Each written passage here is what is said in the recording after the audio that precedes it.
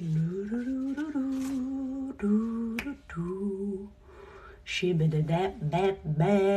bap doom bay. Okay, host alive with others. I shall. Can I?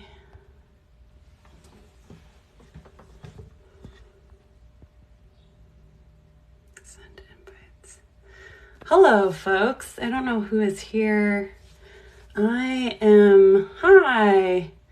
So I am going to co-host this ritual with Jen Marie and Jack Townson, the vampire of TikTok.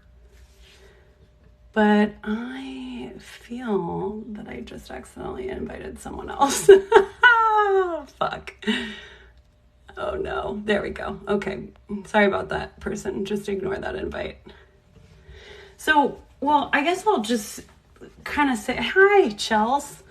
I guess I'll just say hi and kind of give you an overview, a little bit of what we're going to do.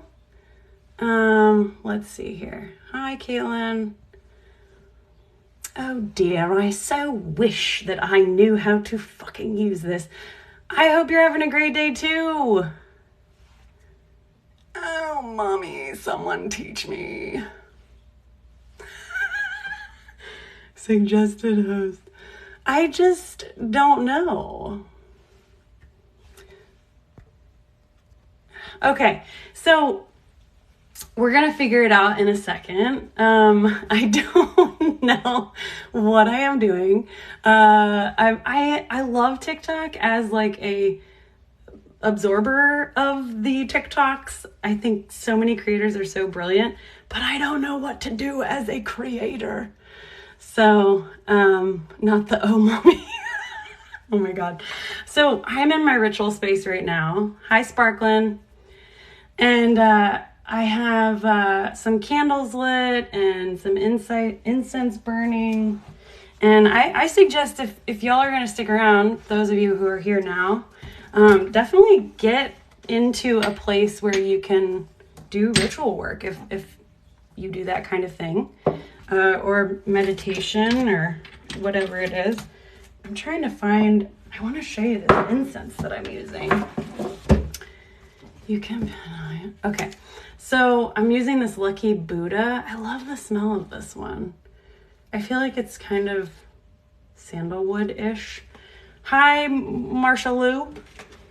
I'm also going to do an offering. I have a friend who's on the project New Blood who works at Beam, and so I get a lot of free Jim Beam. This is the peach flavor.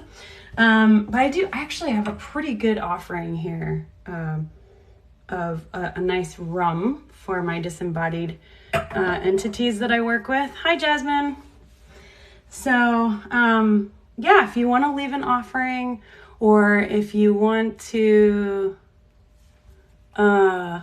light some candles, say a prayer if that's your jam, or do a chant. I love chanting. That's my personal favorite. So anything to kind of get you into the space, because we're kind of flying by the seat of our pants. Like we are going to do a ritual that we don't know anything about. Unlock my live bot? What? I don't know what that means. I don't know. Oh my God. Okay, so hold on. Let's see. How do I? Okay, go here. Settings. Guys, do you know how to do this? I'm serious. How? Where are they? I need a moderator. Where's Kat? Fen, you are doing great. Like, how do you become a host? Yeah, say hi to Shane. She's coming somehow.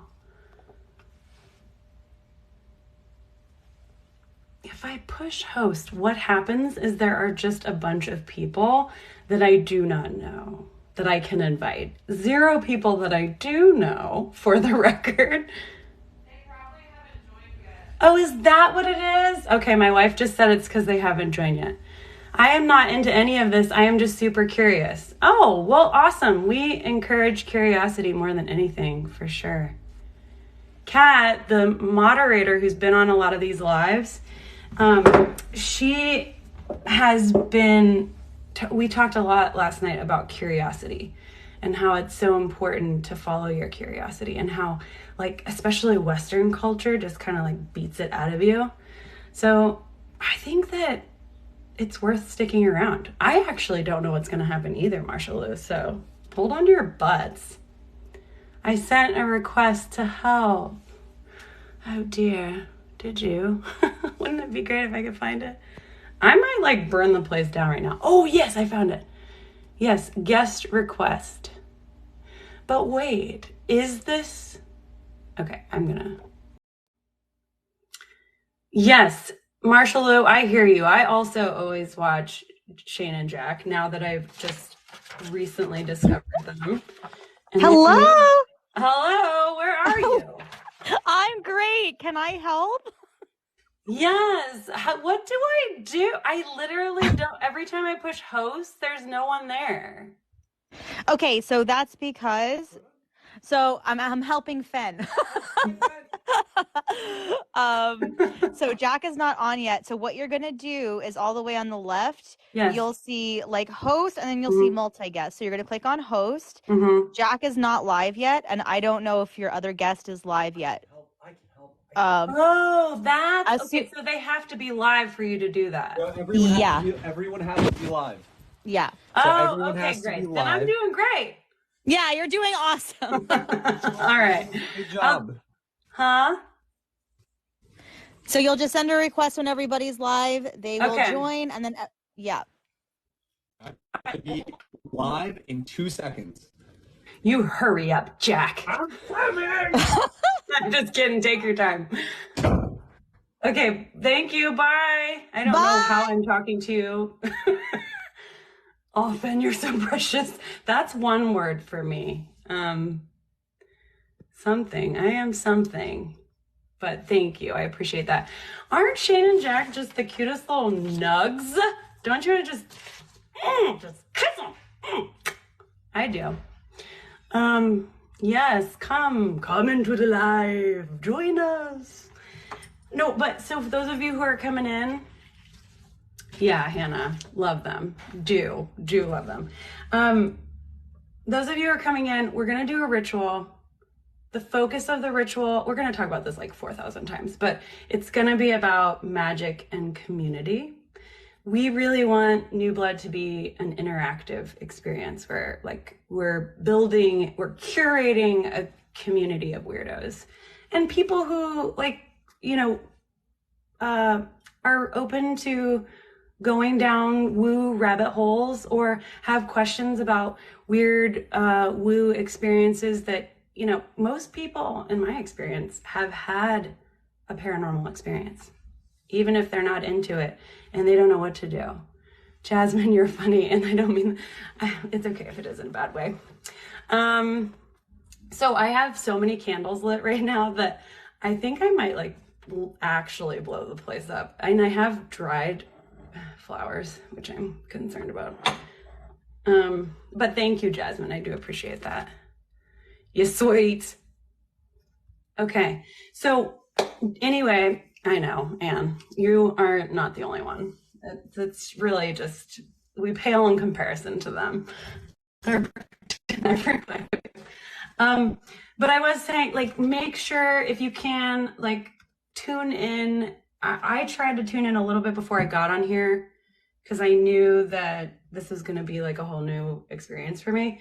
So one thing I do, I always do an offering. I have actually 2 offerings right now. And then I like to have all of the elements. So the whole group is Scooby-Doo goals. I have salt. So I have salt in this little guy here, which this is a trick I learned on TikTok. if you put the incense in the salt, then this makes like a black salt that you can use later. So then the incense is the air. All of the fucking candles that I have, all 3,000 of them, are the fire. And I also have a bowl of water. Do we need to have protection set up? So that's a great question, Sparklin. If you would like to, you can, although the High Priestess, Jen Marie, will, I assume, be doing that also. I just got sent a rose from Shane. Thank you so much. I have no idea what to do with that, but love it. All the same. Oh, now what do I do? Push that.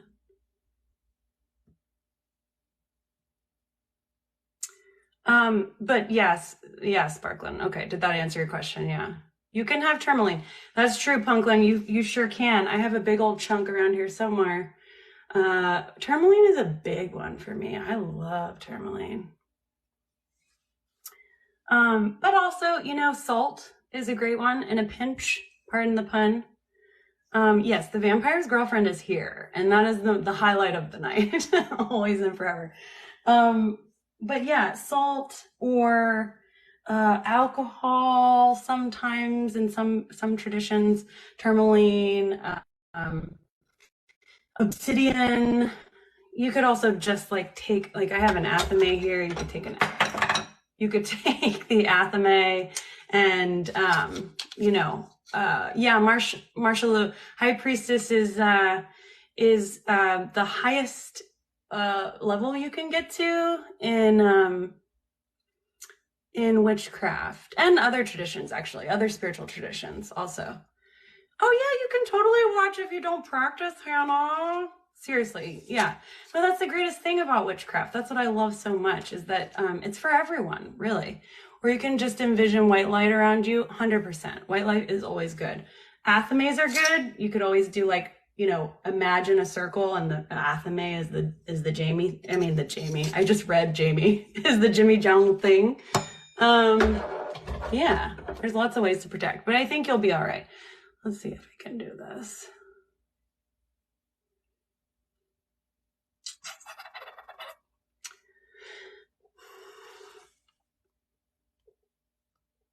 Oh God, that's weird. I'm really excited to learn about this. Yeah, Jasmine, it's such a rabbit hole, and I think it's kind of like tattoos. Oh, really? Thank you, Chaos Cupcake. I did not know that. That does make sense. I appreciate that. Yeah, I think, what was I saying? Oh yeah, new shit. They're kind of like, magic's kind of like tattoos. I feel like they're just it's very addictive. You know, you have one weird experience and you're like, no way, that can't be what happened. But then it did. Yeah. I have my wife is a tattoo artist, so I understand that journey. Oh, dang, Chaos Cupcake, thank you. I really appreciate that. So we're just getting ready for all the folks. And for those of you who didn't hear, magic and community, those are the intentions that we're putting into this ritual. Holy mother, that is hot.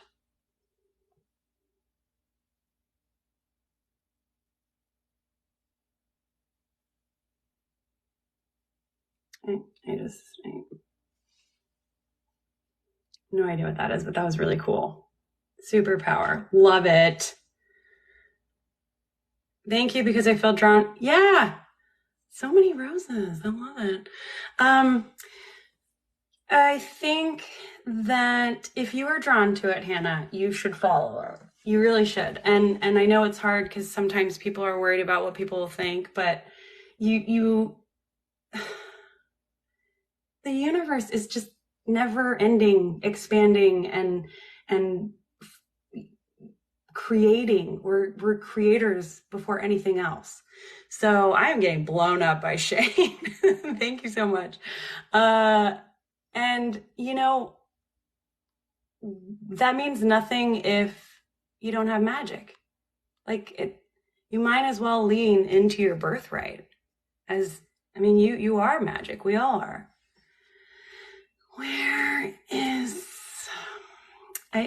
So here's the thing.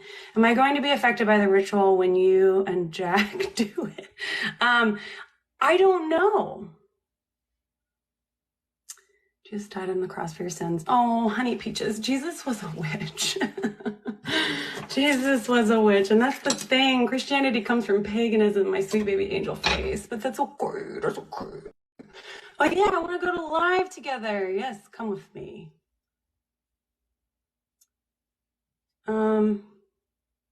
Yeah, absolutely. So, I mean, I don't know if he would have used the term witch, because the term witch is a derogatory term that was placed on healers and doulas and all of the like most powerful herbalists of the community. So that's a derogatory. No, witch is not female or male, actually. It can be used either way. But anyway, I don't need to go down this whole freaking hole with you. But you should look it up. What? Graylin. Wait, what is it saying? Gifts are monetary, so gift for Kickstarter. Yes, that is true. I am not a high priestess. Oh, I see how you can only answer. You have a great day, Amona, you sweetie baby angel face. So here for music and magic. Yeah, those things go hand in hand. I love music and magic. Dying for Jesus must be like next level Christian. Oh my goodness. I love you guys. This is amazing. Why haven't I done this sooner? Okay. Graylin, my brother's in here somewhere trolling us, so F off, Graylin. I love you. Okay. Yay! There's Vampire Jack. Okay. Get in there. Which one? Hey! Hey! Okay, hold on. We are here. We're here. Look who I found. I found Uncle Daddy Jack. Daddy Jack! Uncle Daddy. Uncle Daddy. It's Uncle. It's Uncle Daddy. Yeah, it's Uncle Daddy forever. I love it. Yeah, Marshall Lou, that's the cool thing, man. You can be Christian and a magical practitioner. And that's really, really awesome. Yeah. Absolutely. So, House Kepper, like the light. Okay, so I don't know how to get Uncle Other Daddy. Oh, wait. Nope, don't know how. You get it. You're getting it. You got it. I believe. I believe in you. So here's the thing, Jack. When I push invite, like the little plus button, it just shows me a list of people. Oh, no, I'm kidding. I lied. I am a liar. Oh, let's see. I think it happened. I think it's happening. I think you did it. Hey! Oh, We did it! Hello! I've been sitting here. I had to call my daughter in. I was like, hey, Jessica, I'm only like this much sure that I know what I'm doing. And so, yeah. Hi. Yeah. Hi, Jeremy. How you doing? Doing good. I'm doing good. It's been a minute. Yeah, I haven't talked to you since I think I've even moved since I last talked to you. Like, I bought a house and everything. What? Really? Yeah. Jack, why is your head cut off? Yeah. Oh. Here, we can fix this. Ready? I can fix this. They're being mysterious. It's the whole thing. Don't break the fourth wall, man. How about that? Yeah. Let's see if I can make this better. Wait, Jean-Marie, woo! Yeah! Whoa, you can turn it off just now? That's brand new. So let's I've been just chatting with people because I knew I was gonna need a minute to like figure this thing out. And so I've been talking a little bit about like how you can prepare for a ritual, and I have candles and offerings and incense, and so I'm just sort of like inviting people to do the same. Yeah. And also I want to make sure that like everybody knows who everybody is. So I'll start. My name is Fen Alankus. I am host of Follow the Woo podcast, and the producer of New Blood TV, which is about 2 shows. I mean, it's sort of the umbrella of 2 shows.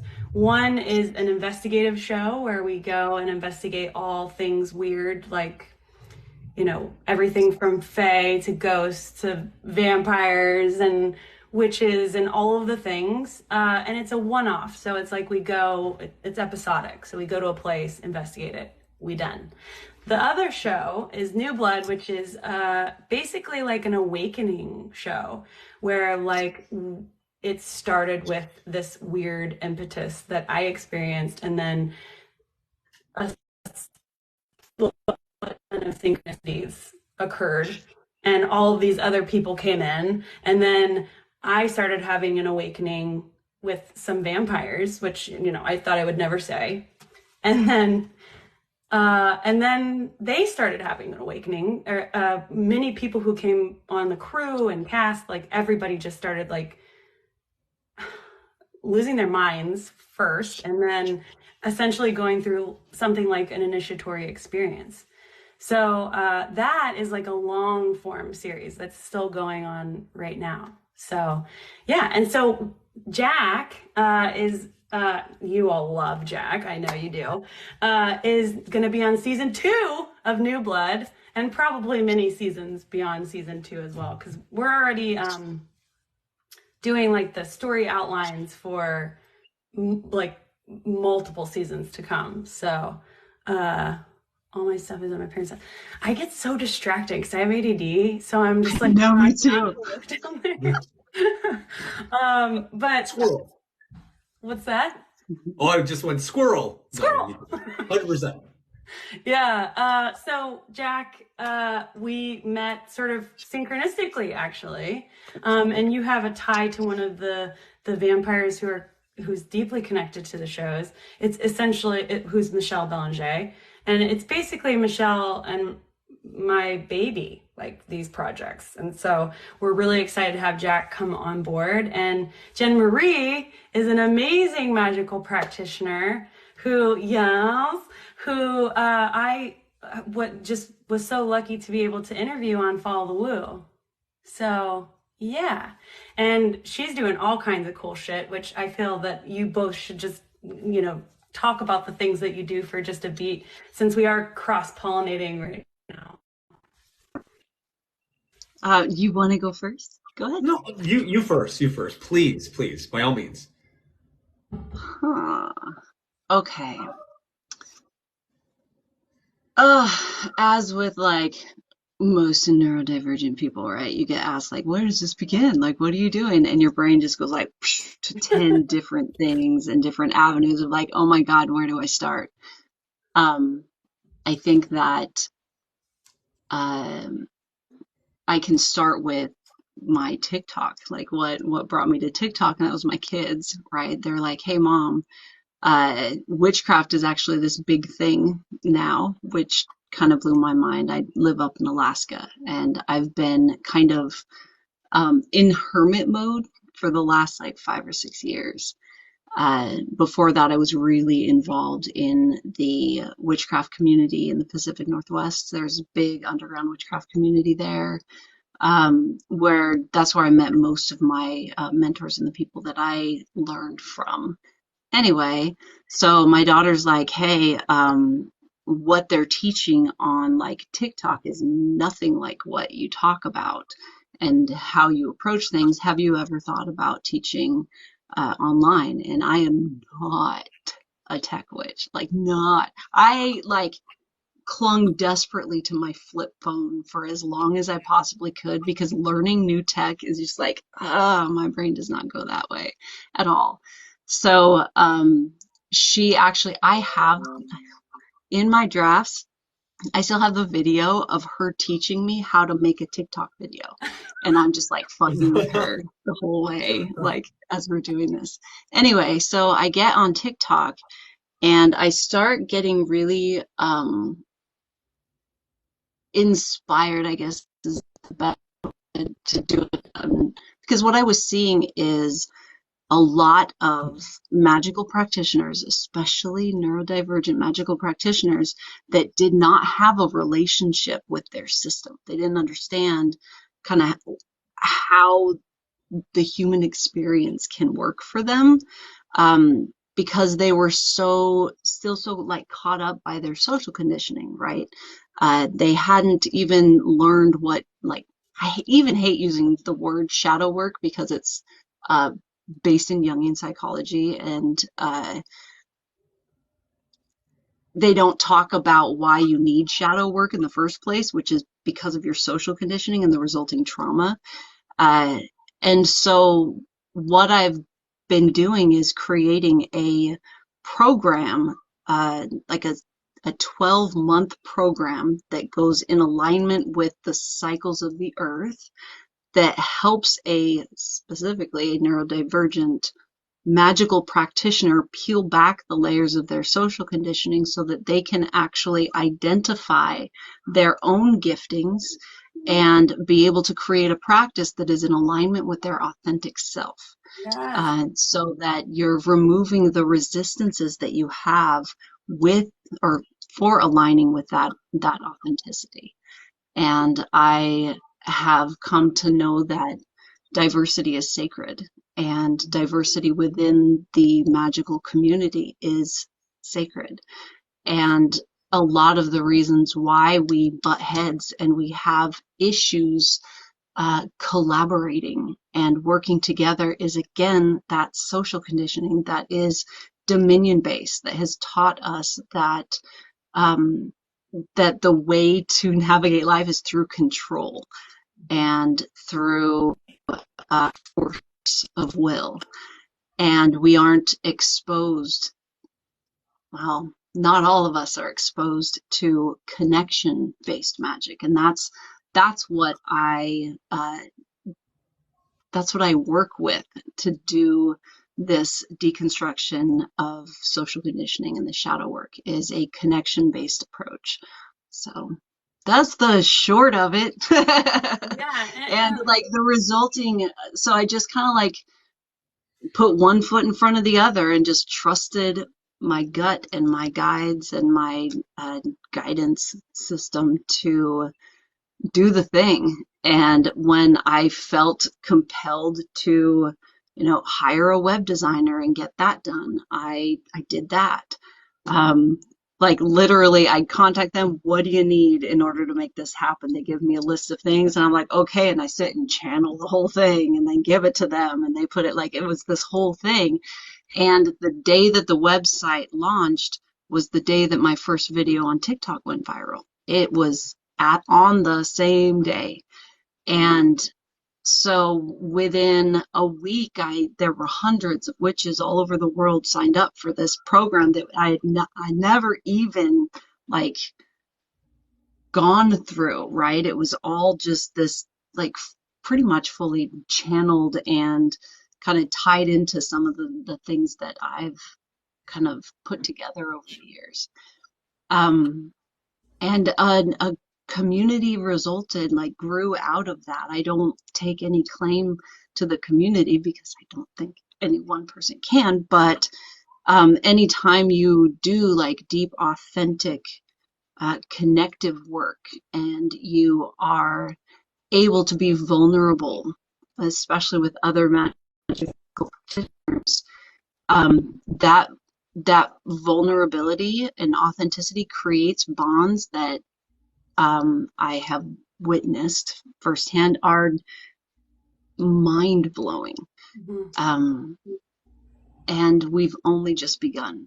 And in fact, in October, we're launching a revamped program. I'm taking everything that we've learned over the last 2 years and kind of concentrating it so that you're getting even more information in that 12-month period, with the goal being to get as many of us able to work collaboratively as possible so that we can be prepared for the work that we're here to do, whatever that is. Mm-hmm. And I think that it's important that we find that and there's a specific way to do this so that you're centering the practitioner and not like yourself as you're like guiding them to themselves, right?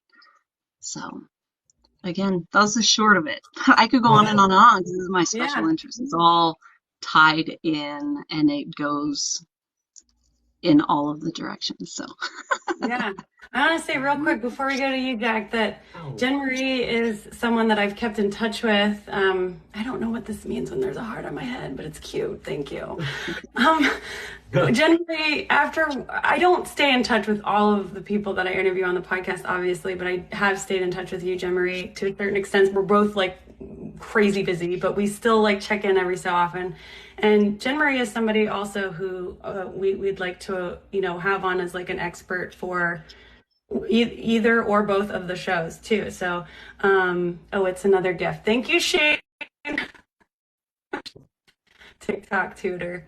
But yeah, I think it's really great what you're doing. And everyone here has been saying on like in this chat over here, I don't know what's happening in y'all's chats, but that they're really excited about seeing what it's like to be in ritual tonight with witches and vampires. We have behind the scenes vampires who are tuning in as well. So back to you, Bob. Jack. Jen, yeah. I've been called many things. Bob is a new thing. Bob's a good one. Yeah.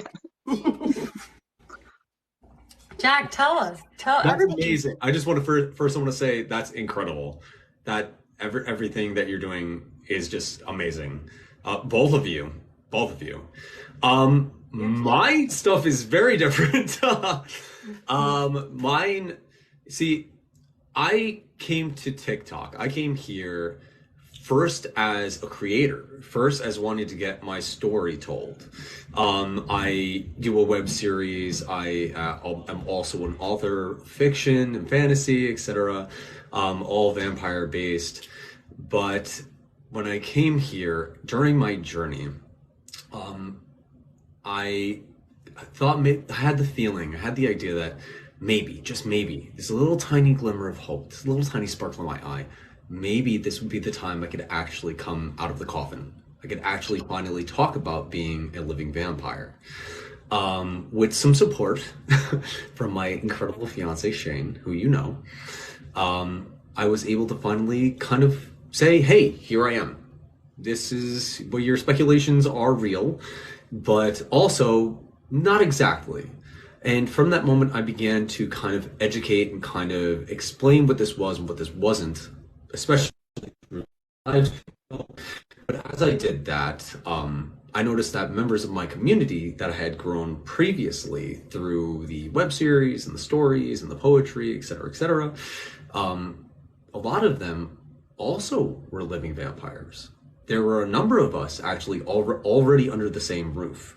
And as time went on, the more that I talked about it, the more that I explained it to people that didn't understand what it was, the more living vampires, more otherkin, Therian, many different peoples of magical nature began to kind of go, hey, yeah, we're here too. We want to be, seen as well. We want to be able to talk about this, share our experiences, and my community, the Fang Fam, kind of became a haven in a way for a lot of us. How do we put this?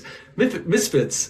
But it was interesting that I came upon Michelle. I came upon New Blood as well by, like Finn said, a series of synchronicities that even looking back at it now are just wild, still blow my mind. My magical background is not as deep as anyone here. I will 100% admit my journey on those ends started only 2 years ago. My awakening was when I was very, very young, but I wasn't able to really delve into these things for a number of reasons until very, very recently. So I am sort of a fawn, a doe, walking on new legs, trying to now wrap my mind around this and figure everything out. And yeah, that's where I am. Yeah. Well, and Jack, you just have like a really fresh perspective on approaching like being yourself. You know, about not approaching, but leaning into being yourself. And Jen Marie, we all actually are very much like sincerely passionate about that. And I think the goal is to all of us, we're trying to see where we connect and embrace our differences, like you said, Jen Marie. You know, really like allow there to be magic in every space, not just in like one space that you think is the correct space. And I think that's what's really beautiful about both of you, and why I love talking to you and you know, looking at you and working with you, all the things. So yeah, I'm pumped. I have a million questions, just because that's how, like, I have not met someone who openly identifies as a vampire. So I have a million questions, and I actually haven't. I just learned that we would be meeting just like a couple hours ago. Fen was like, "Hey," so I didn't have a chance to like go and check into kind of what you have come to understand as how this what your lived experience is like. And I can see a lot of members of the program in my side here just asking me to ask you all of these questions. So could you explain to me what being a vampire means to you? What is that? I love this. Okay, this is exactly what I love. Like witches and vampires being like, what are you? Like, Yeah, yes. how do you define this? What is magic to you? Yeah.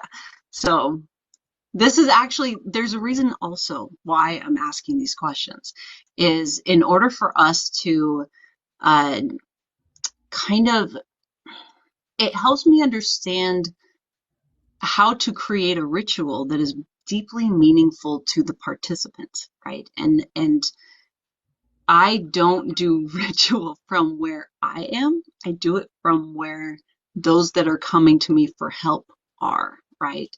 Does that make sense? So it's not me pressing my ideas of how something should be onto that person. It's me trying to understand how that person connects to their own magic and to their lived experience so that we can do real work together. Does that make sense? Yeah. And so knowing that, like, what is that? Tell me about the things.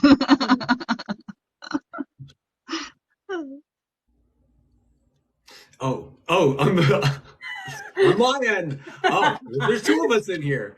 What is a living vampire? The most basic way to explain it is someone that, at least in my experience and what I have lived through and seen, is somebody that requires as well as benefits from being gifted consensually always, external pranic energy, vital energies, life force in its various forms. But it is also a form of magical practitioner. It is also an energy worker, a healer. There are so many different things that a living vampire can be.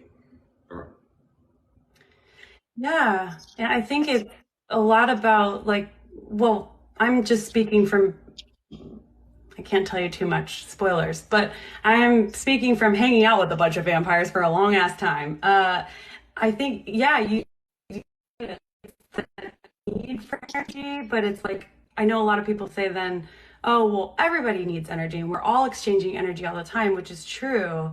It's just there's a different level of energy, right, that a vampire needs. And is that right, Jack? Would you agree? I would agree 100%, yes. Yeah. So, fun part of technology and Alaska is that my whole shit froze for like the first half of what you said. And then you like came in with the very end. And I'm like, oh, fuck, I missed the good part. Okay, so. Spin it back now. Okay. What a living vampire is, it is somebody that requires and benefits from being gifted consensually always, external Mm-hmm. pranic, vital energy, life force in its various forms, sources, etc., etc., etc.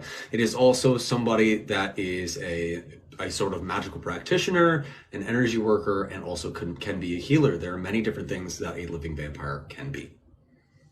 Right. Is there a specific like flavor of energy that you crave? Like a feeling signature that is held Oh, oh my in that goodness. exchange? Oh my god. Interestingly enough, this is something that I don't really, I've never really gotten too deep into. I actually in the past, not anymore, but was a sanguinarian actually.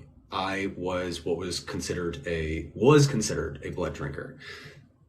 I of course made the switch, made the choice to practice taking more psychic energies. Um,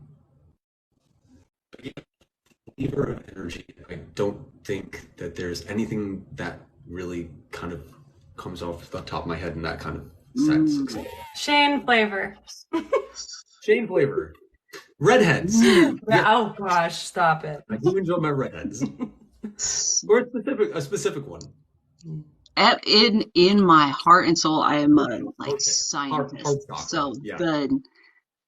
these things like they make a difference. So does it matter then the emotional state that the individual is in when they are gifting or giving to you, or when you're feeding? Okay, okay, that's different. Yeah. There is definitely I would say that um when someone is very clear-headed, very emotionally stable, obviously, that is always the go-to, but also negative, at least in my experience, negative emotions can work as well. Any emotional range can work. Negative emotions, in my opinion, from what I've noticed, at least for me, it's kind of like a kind of like time window. It's like, okay, you can take so much, but if you take too much, it's going to be hell. It's going to be a hard time. It's going to be a hard come down. Usually, if I get a lot of negative energy, I have to ground. I have to go straight to grounding. I have to go straight to either sanctuary, out into nature, bare feet, put everything into the ground, etc., etc. But I would say love, lust, romance, passion, those type of energies are very, very, very enjoyable. Sweet. Fair.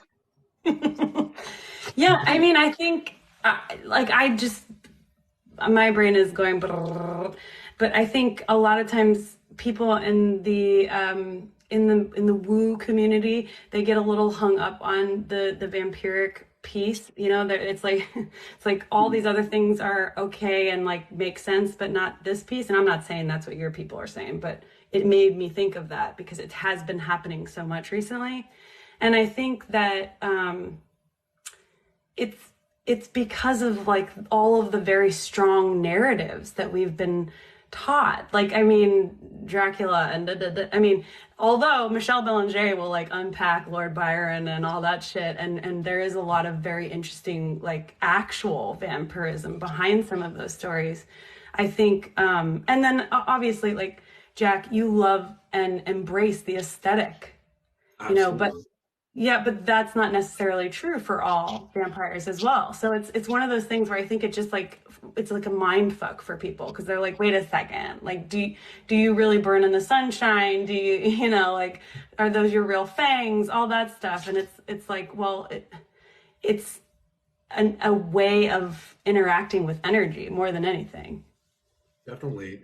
I think that the aesthetic for sure is personal choice just because like while being a living vampire, I also am guilty of loving vampire fiction. I love vampire fiction. I love the stories. I love the deep human stories about monsters trying to hold onto their humanity.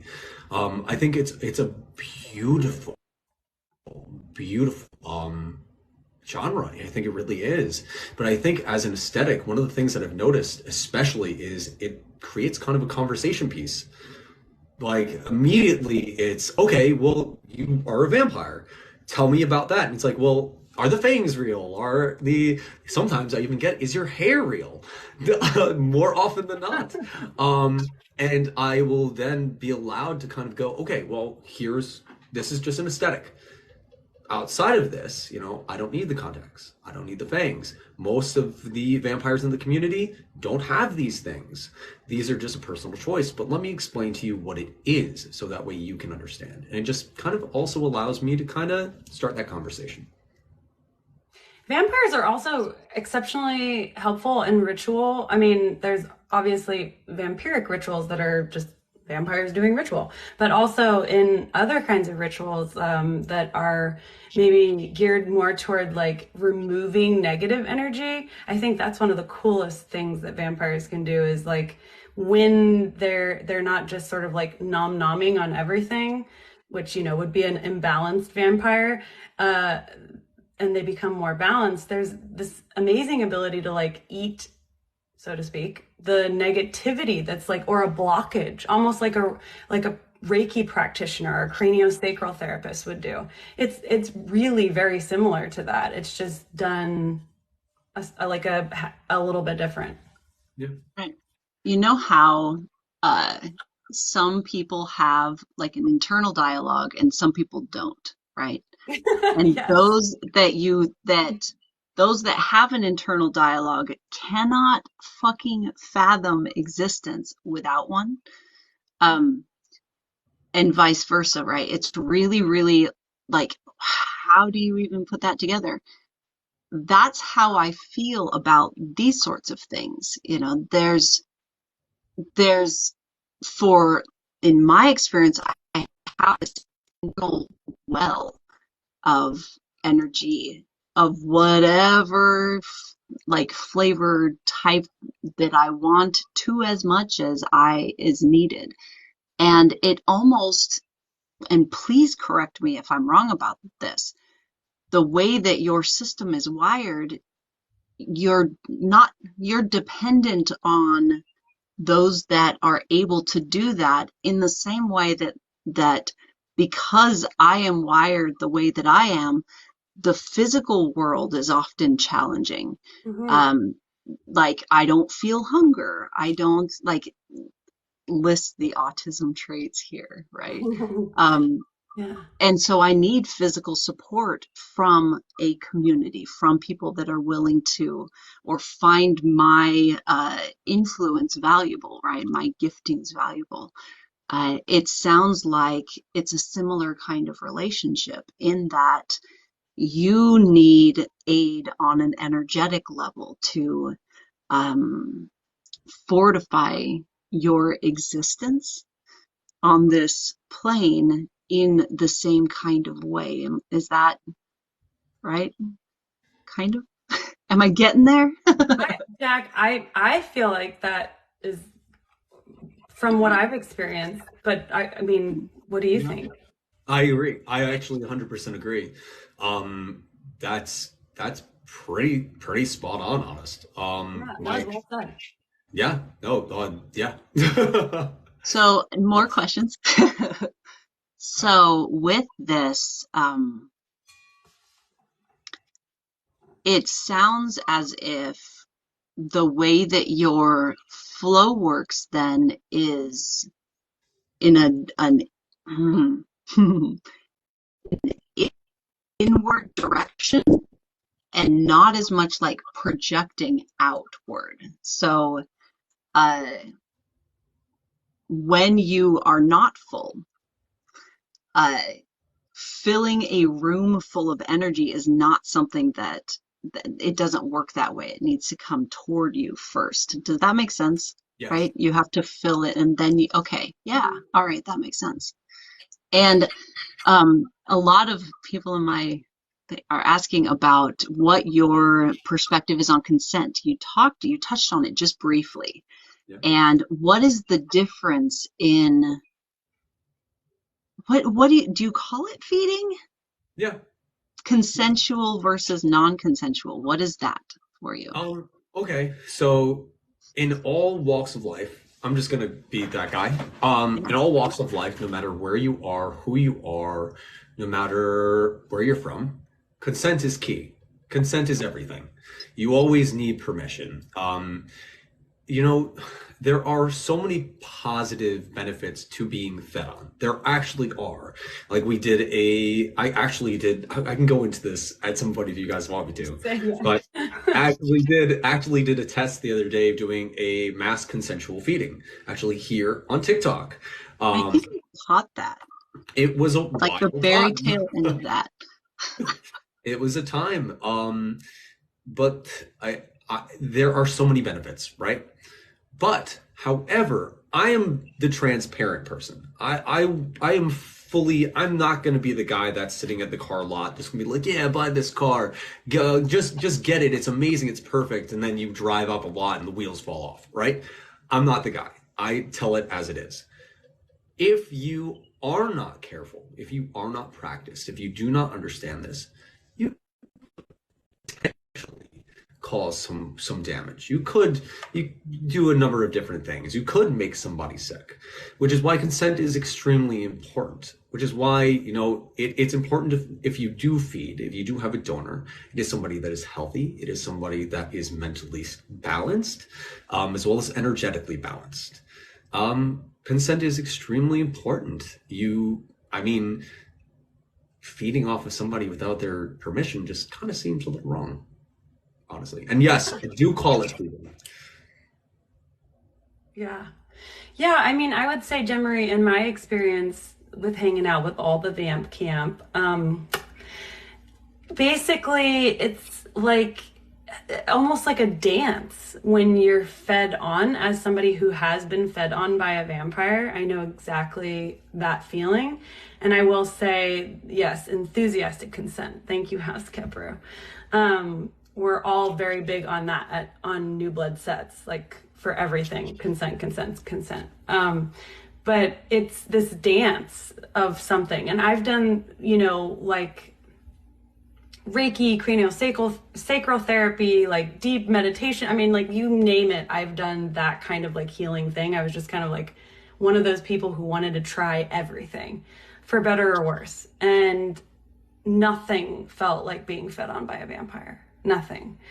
It is very distinct. And in my experience, it was good and bad. It was kind of uncomfortable, but exciting. And then there was the sort of quote unquote bad part, was that it brought up a lot of past life memories, which is fascinating.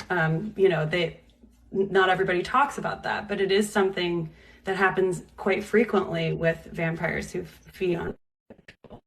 So I'm not sure why that is. Maybe it's removing some of those energetic blockages, or it's creating a space in the neural pathway, or I don't know if anybody else has a theory, but. Oh my God. I actually fully agree. I actually think that is a very large part of it. I mean, I can't think of anything else to add on that. I actually have never been fed on by another vampire. I've actually never had the experience. Well, New Blood season 2. Help us Should be find interesting. Watch Jack get fed on. Let's see his reaction. Should be a time. I can tell you're cooking. More, like a million questions. Right? Well, so here's the other thing too, is that like all of us that do like energy work online, like the structure of how it works is a little bit different than in person. There's just like it's wide open, and there's this like this ease to it because it's familiar. And I'm getting better at dialing in the frequency on through the internet. The clarity is different. And so I would be very interested for like to in person interact, just to feel into your flow, because that's fascinating to me. Fascinating, but also like I literally could ask you a million questions, and the problem is that I go like deep. I don't have much of a filter for information, and so like within moments we're going to be talking about childhood and what your experiences were before you were okay. Um,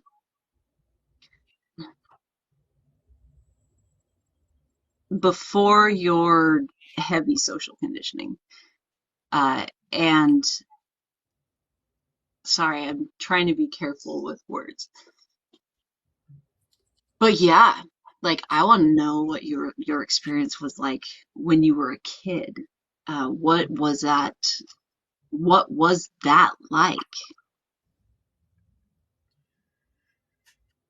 I will definitely tell you. Yeah, like Let's go. I'm down. Like I said, transparent. I'm extremely transparent. So here's my question for you. Are we talking about after the awakening? Is the awakening being the period of which that is the moment of kind of knowing, as well as a number of different spiritual things happening around you, or before? After, I'm guessing. Hold on. She wants both. I know she does. She wants. Oh yeah. Yeah, let's go. And a definition of awakening, just because we all have such a different, like, you know, witches have their call, right? They get they hear the witch's call, and they choose to take up their practice in one way or another, and that can happen at any time in someone's life. But authentic choice is like really important with that. Mhm. And like from my understanding and experience, when we're born, like most of us don't know kind of what's going on. We don't know the truth of our existence, right? We forget as we come into this plane. And when we're kids, we tend to navigate from that authenticity before we're told not to and stopped. Yeah. And I'm curious if you experienced the being told not to and the stopped stuff. Oh, okay. Being told not to kind of embrace this, or is that what you mean? I'm so sorry. Yeah. Be in denial of your authentic self. Yes. Yeah. Oh my good God, yes. When I had my awakening, I see it was this moment that I realized a lot of the things that I had been doing beforehand, a lot of the things that had been happening around me, a lot of the strange spiritual occurrences, seeing certain spirits, et cetera, et cetera, et cetera, right? Because I've never really gone too deep into that, honestly. As well as these feelings, these deep feelings of hunger, this almost void that seemed kind of unfillable. And I was 7, like I was a little guy, and I remember that moment and being just like, where does this all draw from? And the word vampire was on the tip of my tongue. There was actually a number of friends along the way that I would open up to and I would talk to. I never told my parents. I never went into that because the idea of that in my mind sounded so out there to say to my parents, of all people, to be like, oh, I'm a vampire. I feel like I'm a vampire. I feel like, can you tell me about this? And I knew that it was going to be something that would not be accepted. And I entrusted one childhood friend, and as kids tend to do, you do all the tests and you do all the things, and you know, it's like, you know, a Spider-Man movie or whatever. And over time, I realized with the people that I would tell, it went from the younger I was, the more acceptance I would gain. But as I grew older, anyone that I would tell, denial. And it would be, oh, this is not true, this is wrong, this is incorrect, you're not this, da da da da da da da da da da. And eventually I stopped telling people. And it wasn't that it went away. It wasn't that I was ever just kind of like, well, you're crazy or something like that, or oh, delusional. It was always there. It never left. Even if I was like, okay, put it in the box, don't talk about it, don't bring attention to it, live your life. There was always just this knock, knock, knock from within that box. And yeah, I was very much told to not even talk about it, not to mention it. Yeah. Oh, I'm fine. Everything's fine. Okay. So I think that's really common with most magical practitioners or gifted folks, like psychically gifted folks. Yeah, I hear that from pretty much all of my guests on the podcast. That same experience. And it's really, it's so sad, really, that like the magic gets kind of like beaten out of us so early, or we are learned to be ashamed of it so early, and then that's a whole thing we have to unpack when we get older, and it's a mess, really. Right. So, but like, it's an important thing to look at. I think that a lot of us magical practitioners are the social rejects in, capitalism and white supremacy and all of that. We don't fit the mold, and we are living examples of that the mold is fucking stupid, right? And when we're raised in that kind of environment, our actual physical brains are affected by that. And when we kind of break free, find our chosen family, take up our practice in one way or another, a lot of us don't go back and look at that. We want to dive forward with the fun stuff, the spell work, the ritual work. And we don't want to think about how our actual physical brain is a part of the system that we work magic with. And if there are resistances within our subconscious mind, it will affect the way that we are practicing and our ability to work with energy in the way that we do, right? It affects our sincerity, because sincerity has a direct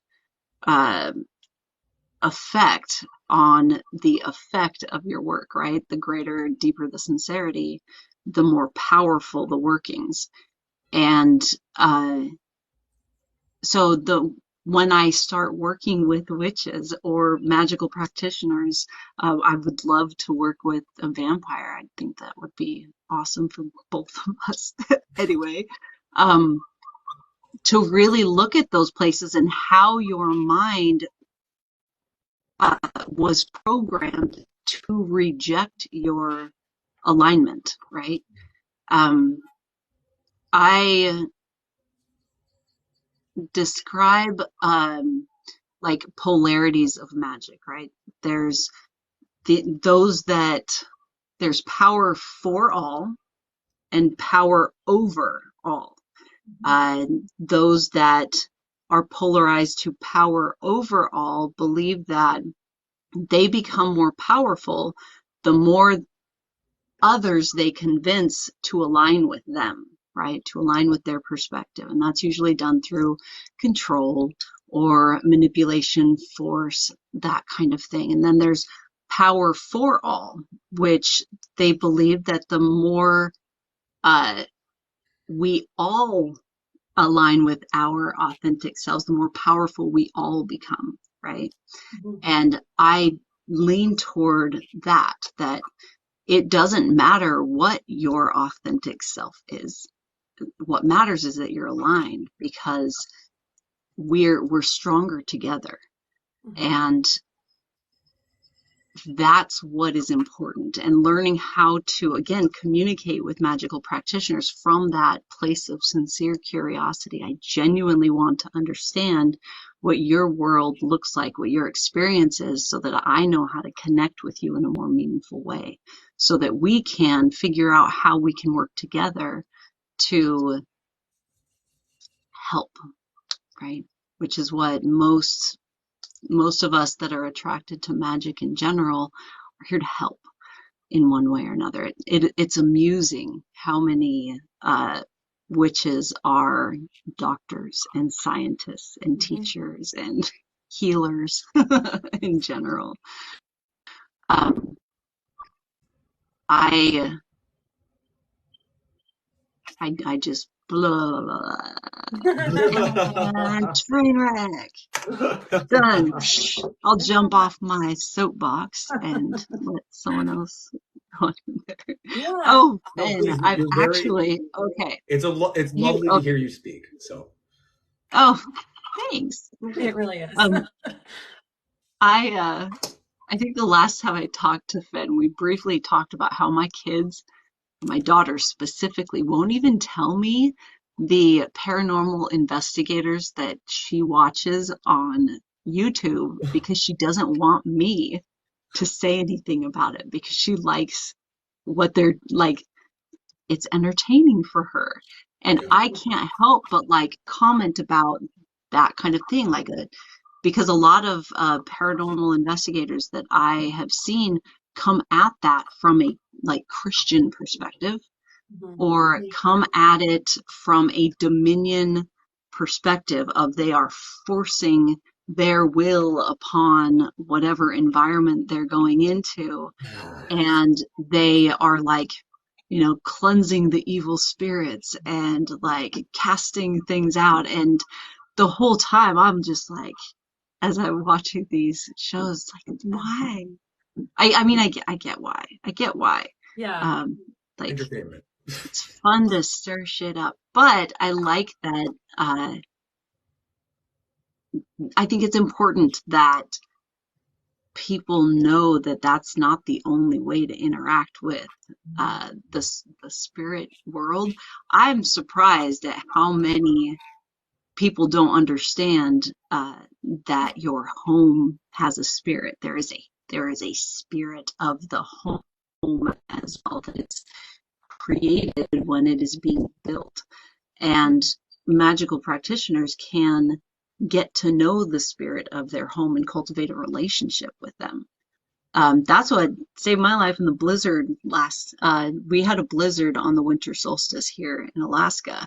I lost power for like 3 days, and I was heating my like 3,000 square foot home with a small gas like fireplace that is ornamental. It's not designed to keep a house warm, but it stayed above freezing for that entire time, which is mind-boggling, like sub-zero temperatures outside, and we stayed above freezing inside. And it was because of that relationship that I have cultivated with my home.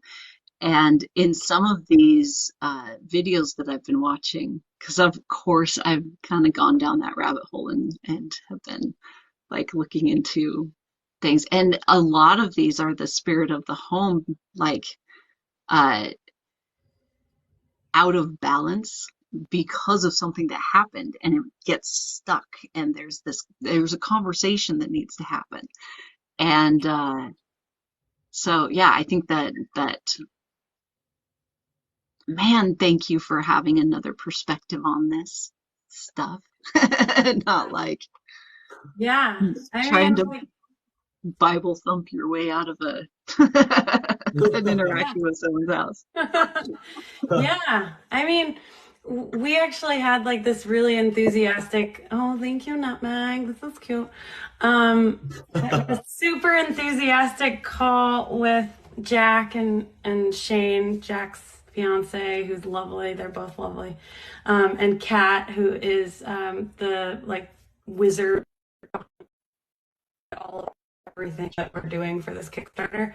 And we just got like so excited about how the intention is just different. We actually are making the show that we want to see. And I say this a lot on the lives, but you have to prove yourself the first time when you're doing it on your own. And the only way to save the integrity is to do it on your own. You cannot go to network. The network is going to do what they always do, which is crank out the same dumb show that Jen Marie just beautifully like summarized. And that's just all you're going to get, because that's all those white dudes in those rooms think that we want to see. So that's why we're doing the Kickstarter, because for at least season 1, we have to prove ourselves. And that's just the name of the game. It's like when you work for yourself, or you're self-employed, you know, you almost get like punished for being self-employed, you know, with like tax loopholes and shit like that. It's kind of the same thing. Like when you go and you self-produce, you almost get like punished in that like you need a certain amount of money, and they want you to like grovel at their feet at the networks and be like, just give us a pitch, just like bring, you know, in this case, like bring Jack, bring Michelle, give us a pitch. And, you know, but then what? You lose everything. You lose all the magic. So that's why we're doing a Kickstarter. And if you can support the Kickstarter, we would really love that. We have amazing rewards, and we love everybody who's involved too. Like, we want to get to know you. We don't want to just be like, hey, give us money and then sayonara. We really do want you to like become part of this like new blood magical initiation that's happening.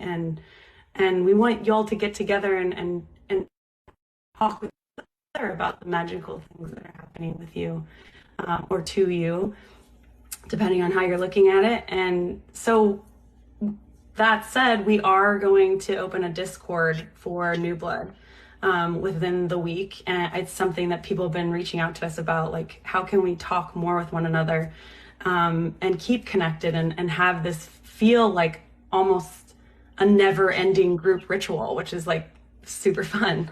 Also sometimes exhausting, but, you know, mostly fun.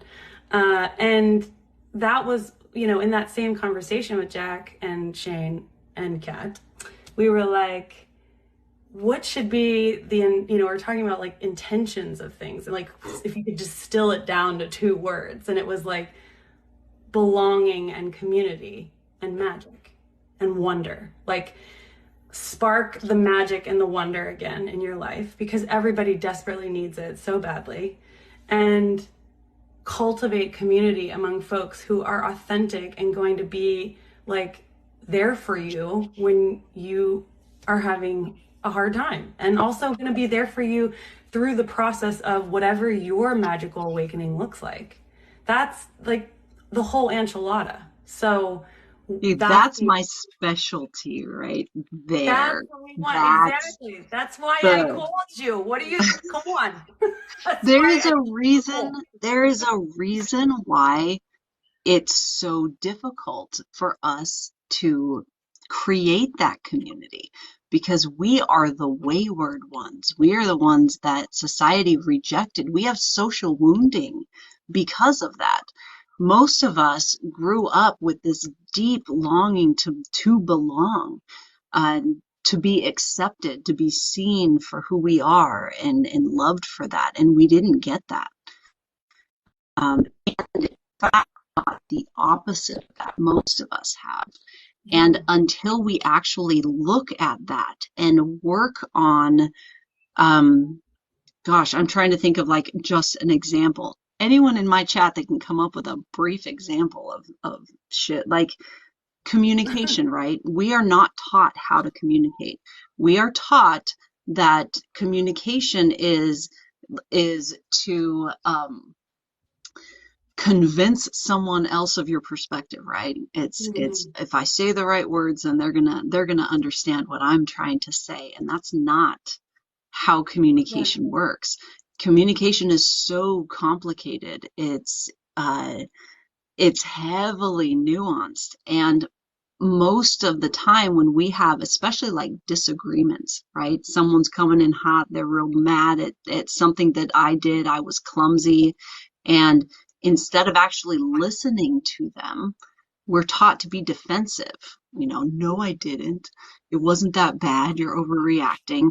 When the truth is that my actions did affect them. And by acknowledging that and validating their experience, we can actually connect and learn how to work through that. But these kinds of interactions, we're not taught how to do this. It takes modeling. It takes someone to be like, hey, that right there, what you did right there, look at how that affects this. When did you learn to interact in this way? Let's go there and see what this is all about. It takes that attention. And until we actually prioritize that deconstruction process, we're going to get into these, we can gather people, like we want to be together, but what ends up happening, there's internal conflict because we haven't done any work on deconstructing that trauma and learning how to connect authentically. And so it explodes, right? Or it implodes. And then everyone goes with more social wounding and trauma. And eventually they just give up, right? Because it just keeps happening over and over again. We think, oh, well, that's all that there is. Well, that's not. It's only because we're still looking at interactions through dominance and control. We do it within ourselves. And that's why when I work with people, that's where we start, is how you interact, what your internal experience is like. Just for example, when you are thirsty, how do you respond to your body saying, hey, I'm thirsty? For me, for a long time, until just recently, it was like, oh my God, go and get water, and like, fuck, and just like, I just sat down. I treated my body like it was an inconvenience in so many different ways. And so I started asking, why do I do that? Well, when I was a kid, I was treated like I was an inconvenience. And so that affects my relationship with my system. When I say my system, I mean my physical body, my actual brain, and then my energetic body, whatever that looks. I am none of those things. I am the advocate for my system. I'm the one that makes the choices, the one that takes in the information and decides what to do with that. And so as the advocate for my system, I want to be a good teammate, not a tyrant. And because of our social conditioning, until I brought attention to that, I was a tyrant to my system, controlling my emotions, controlling like what I ate, what I didn't eat, guilt and shame and blah, blah, blah, right? It's that internal relationship is so important. That's how we practice. We practice on ourselves, repairing our relationship with our system. And that's how we learn how to interact with others with compassion and sincerity. Because we can't do that if we don't know it. And we don't know it until we do that with ourselves. Right? Yeah. Well said. Yeah. I think, well, we're getting into like an hour here, so we should probably move into the ritual part if we can. Oh, yes. Sorry. Okay. That's all right. No, it's okay. I think everybody had to I knew we had to get all that out. It's a lot for us to work together and figure out our dynamic as a trifecta here. So. Right. Yeah. So the first question is, what is it that you want a ritual for? What is it that you need? What do you desire? Okay, well, Jack, what do you desire? What's going on? What do I desire? Like if we did the perfect ritual tonight, what would that ritual bring you? Ooh. What is your medicine? Oh gosh, what the perfect ritual? What would it bring? I would say the perfect ritual at this moment For me, because I'm very selfless, I think of everybody else. Everybody else is my first thought. Peace and harmony for everybody and balance. For me, I would say I would love some grounding kind of ritual at the moment. What I would love is full balance, honestly, would be amazing. Yeah, I mean, balance is great. I think, from just like a topical perspective, obviously, we would love to have a successful Kickstarter campaign. Well, obviously. Yeah, there's that. If we're going for batting for the then obviously a successful Kickstarter campaign. Yeah, but no, I think you're right. I think I was coming into this with really just the intention of cultivating magic among all of the folks, and then also cultivating a sense of like community and maybe even like a little drop of trust. I know it's hard to trust people, like you don't know me, but you're gonna get to know me, and you don't know, some of us don't know all of these people, so it's just but I think that feeling that maybe like cultivating that feeling that we could lean into each other and like find balance, Jack, like through each other and through the building of that community. That's a lot though, Jen Marie. You have to distill that down to something smaller. I know. It's roots. It's going to the roots. Like, yeah. They're actually connected. They're all, they all kind of are the same, yeah. Yeah, they totally are. Because the root of success, right? And defining success in general, right? That's balance. That's your goal. Is no. Oh God, you guys have some fierce guides. Okay. How's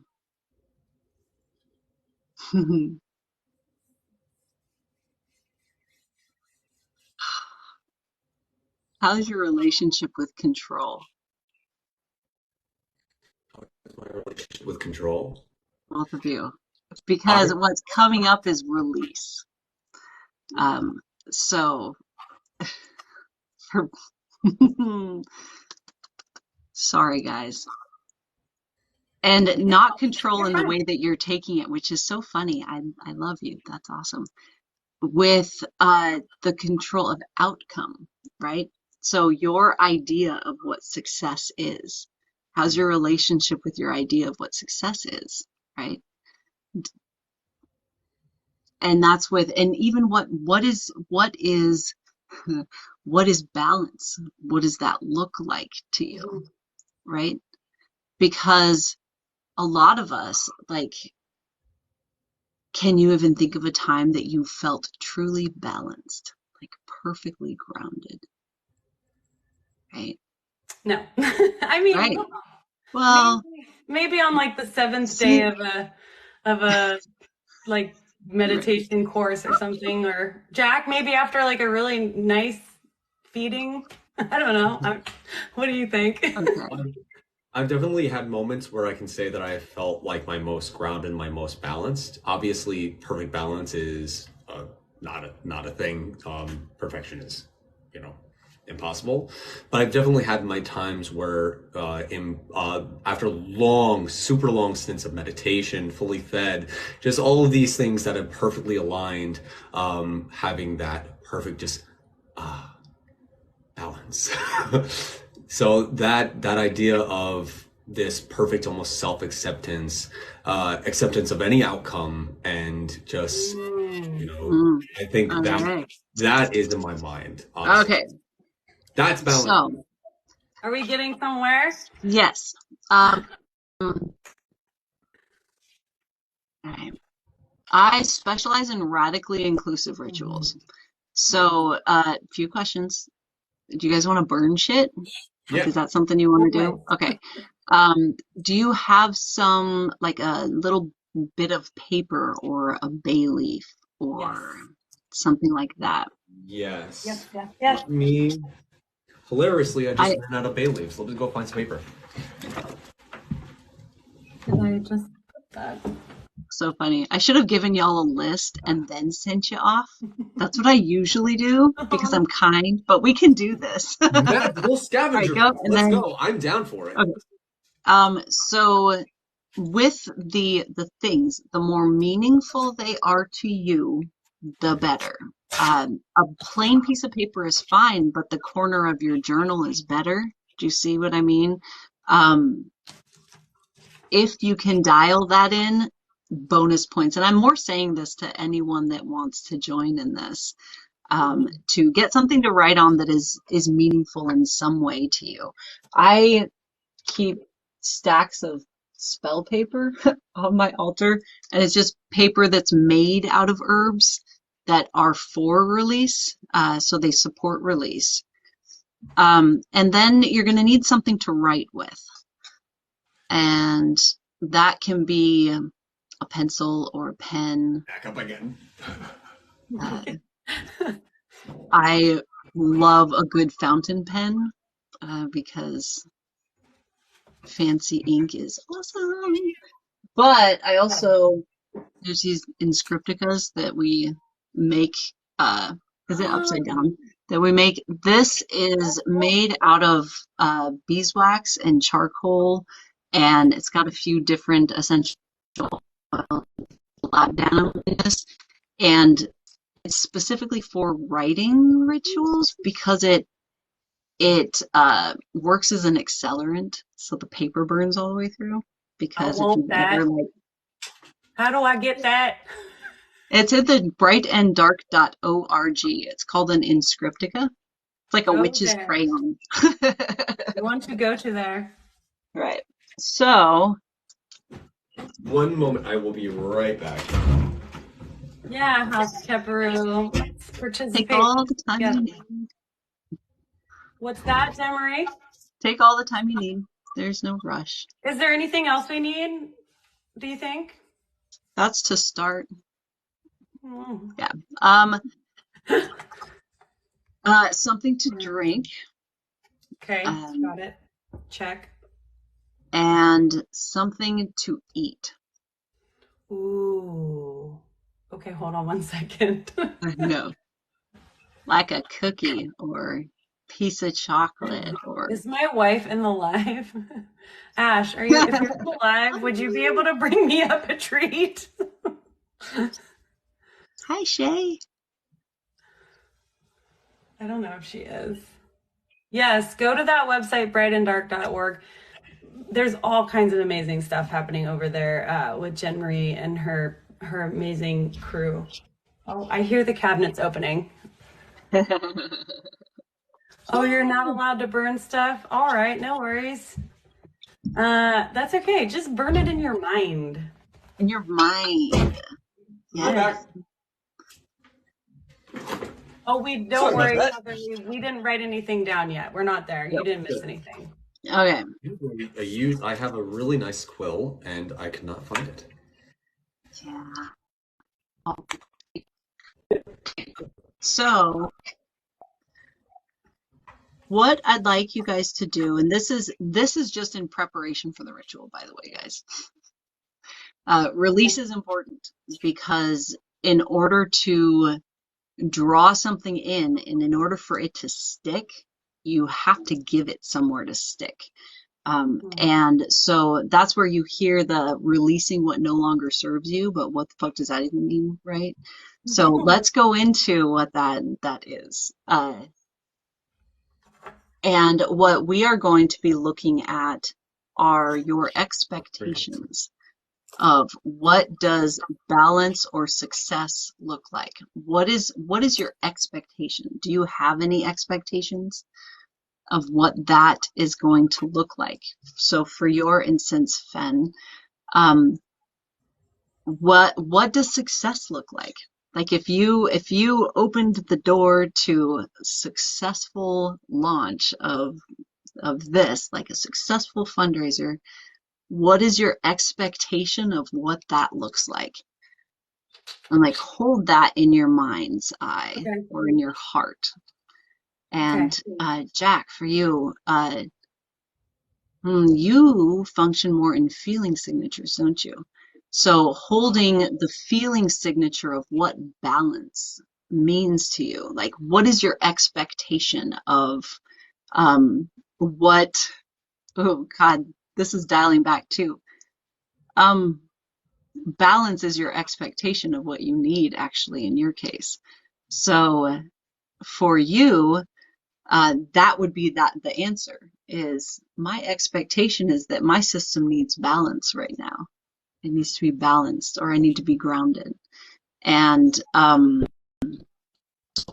that, does that make sense? Please ask clarifying questions if what I say doesn't make sense. It's really important that you understand what you're doing. It comes back to that sincerity thing. Yes, somebody is just saying, mention that Jack needs a drink and a snack. I'm gonna go get one Yes. really quick. Please. Yeah. Drink and a snack. Drink and a snack. A physical snack. Physical A snack. physical snack. Don't grab the fiance. Okay.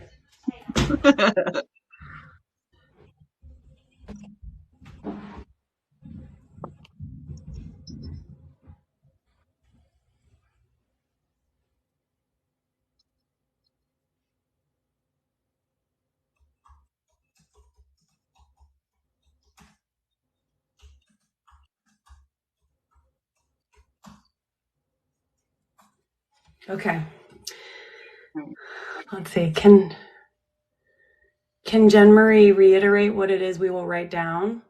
Okay. All right. So what we're going to be doing is we're going to be doing a ritual for releasing expectations, right? All of us have an idea of what it is that we need in our life. What do we need to happen? What do we need to draw to ourselves, right? And a lot of times when we initially go into that, our programmed mind fills in the blanks of what that should look like, right? We get this pile of should in our mind. So I should want balance. I should want to be grounded. I should want to be successful, right? It should look like this when I get it. What we're doing is really looking at what our minds are saying right now. What do I believe I need, and what does that look like? Does that make sense? Did that clarify that? And Jack, we just reiterated kind of what it is that we're doing. So we're really looking at our current state, what we believe we need to come to us. And in your case, you brought balance or grounding, right? So really allowing your system to savor what that is and concentrate it into either a word, a phrase, or a symbol, and write it on that piece of that little piece of paper or bay leaf. And let's take a moment to do this. We don't want to really rush into this. So take a breath and do this on purpose, right? Allow your mind to consider what success looks like. What does balance look like? What do I expect that I need? What does that look like?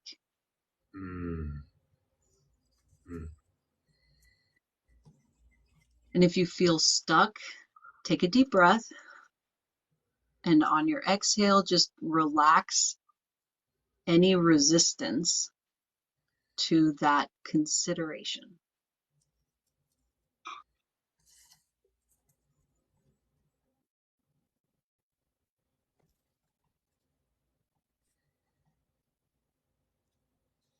Do I need?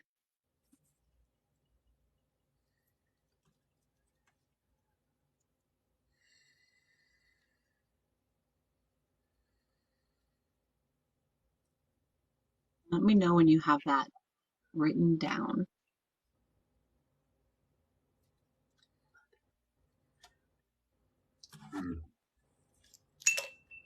Anna, what is your what is freedom? What is your expectation of what freedom looks like?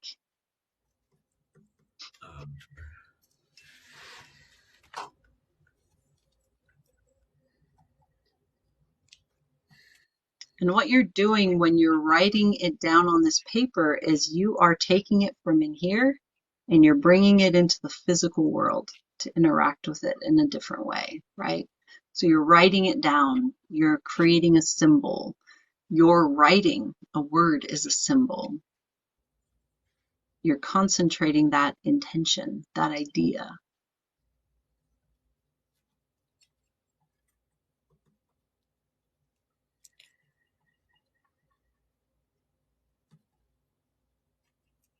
And when you have that written down, hold it in your hand, right?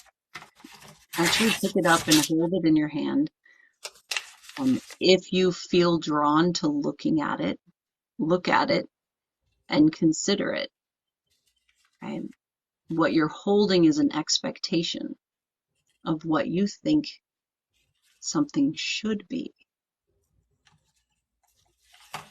And this is based off of what you know now in this moment, which is not the same as what you're going to know tomorrow, the day after that, right? What you're holding is a concentration of your current expectations.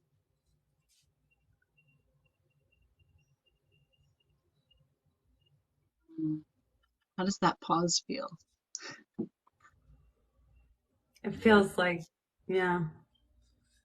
Right?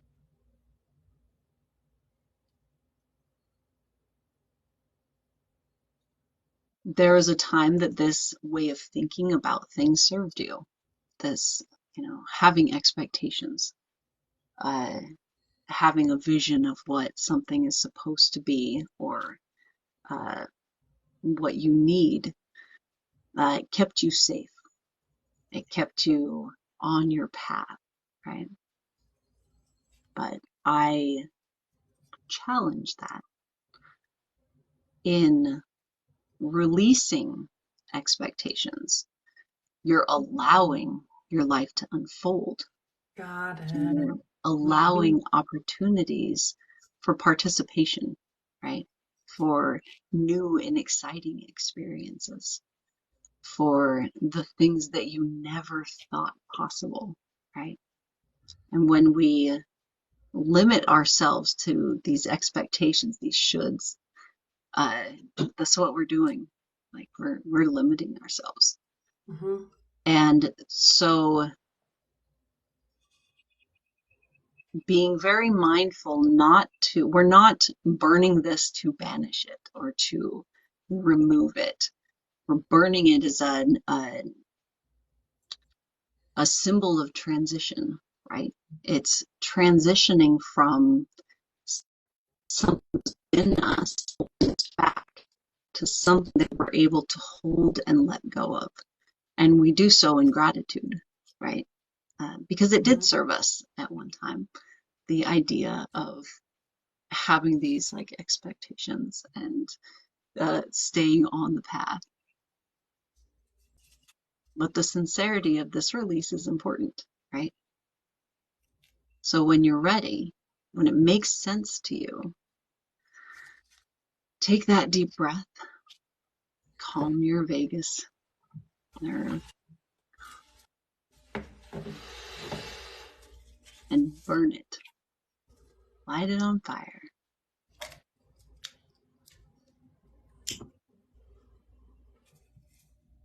Heart of gratitude. Thank you for protecting me in the way that you did.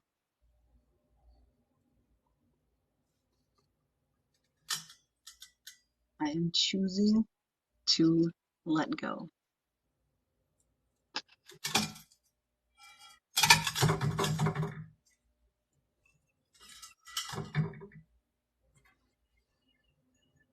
And if you feel your mind drifting and starting to get caught in stories, take another deep breath and come back to present. Be right here, right now.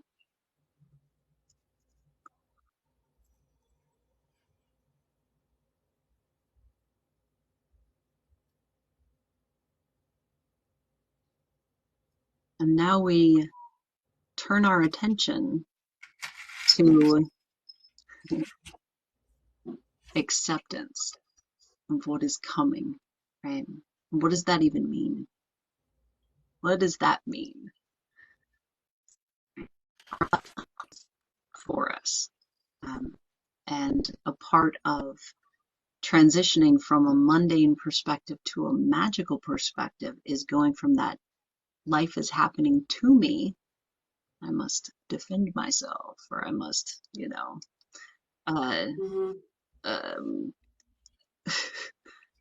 gain control, to a perspective of my life is happening for me. And when you cultivate that relationship with your system, all you need to know you have, right? And so the wish I have for you tonight would then be the gift of trust, right? To trust yourself explicitly, right? To trust yourself to be present and allow your life to unfold, allow what you need to come, right? And identify any resistances that you might have to that. And oftentimes that resistance is the expectations, because life can get twisty, and we are so taught that challenges are bad. And if something is difficult, then it is wrong or must be avoided, right? But that is a part of the process. It is in those difficult times that we are able to authentically choose what our alignment is going to be, right? It's an opportunity to become more ourselves. And so to draw this trust, this allowance in the unfolding of your life, I'd like to invite you to explore what that feels like in your physical body. So go ahead and close your eyes. This is going to be drawing, right? So this is your calling in. And so take again that deep breath to align your system. And if you don't mind, I have an incantation that I like to do with this. I encourage magical practitioners to come up with their own meaningful incantations, but there we go.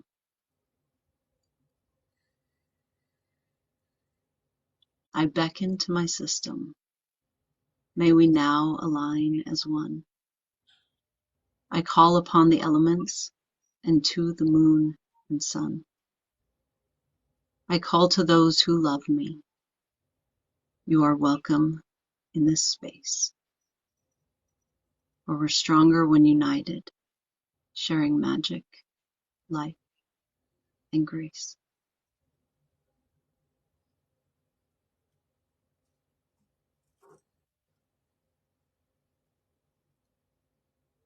Take a deep breath. And on your exhale, relax into this present moment.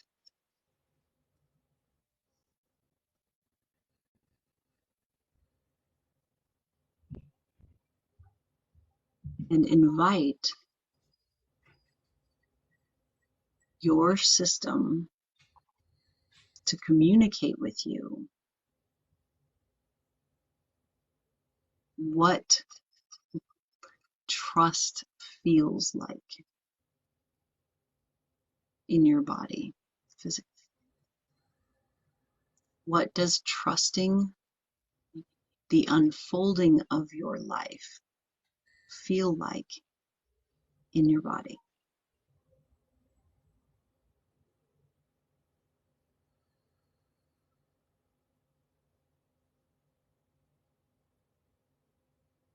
And as you feel that, allow an image to come forward, a sign from your system, from your guides, that will remind you they have your back, that there is power in that allowance and letting go of that control. What is the sign that your guides or your system are showing you? It's the first thing that comes into your mind, seemingly random. Feel free to share if you want. Did an image or Oh yeah. what was that? It was so funny because like at first I had to do that thing where I had to calm down a little bit deeper because my brain needs a little more. So it was blank for a minute, and then I just let it come as opposed to trying to force it. And it was a pickup truck with a dog's head out the window, like with his tongue going, So when you see that in your lived experience, that is your guides or your system saying, hey man, I got this. We got this. It's going to be okay. Just trust in that. And I am really looking forward to you emailing me like, oh my fucking God, I've seen 3 trucks with dogs hanging out like all week long. Jack, did you get an image or a physical sensation? Absolutely. The image that I got, the physical sensation that I got was just peace and calm, steadiness. And the image that I was given very blatantly was of a sparrow, and that has very deep significance because it is a certain person's nickname, and that person brings me peace. Right, right. I'm going to be curious to see if you see sparrows popping up in your lived experience or mentions of sparrows. And that will bring you that feeling of peace, right?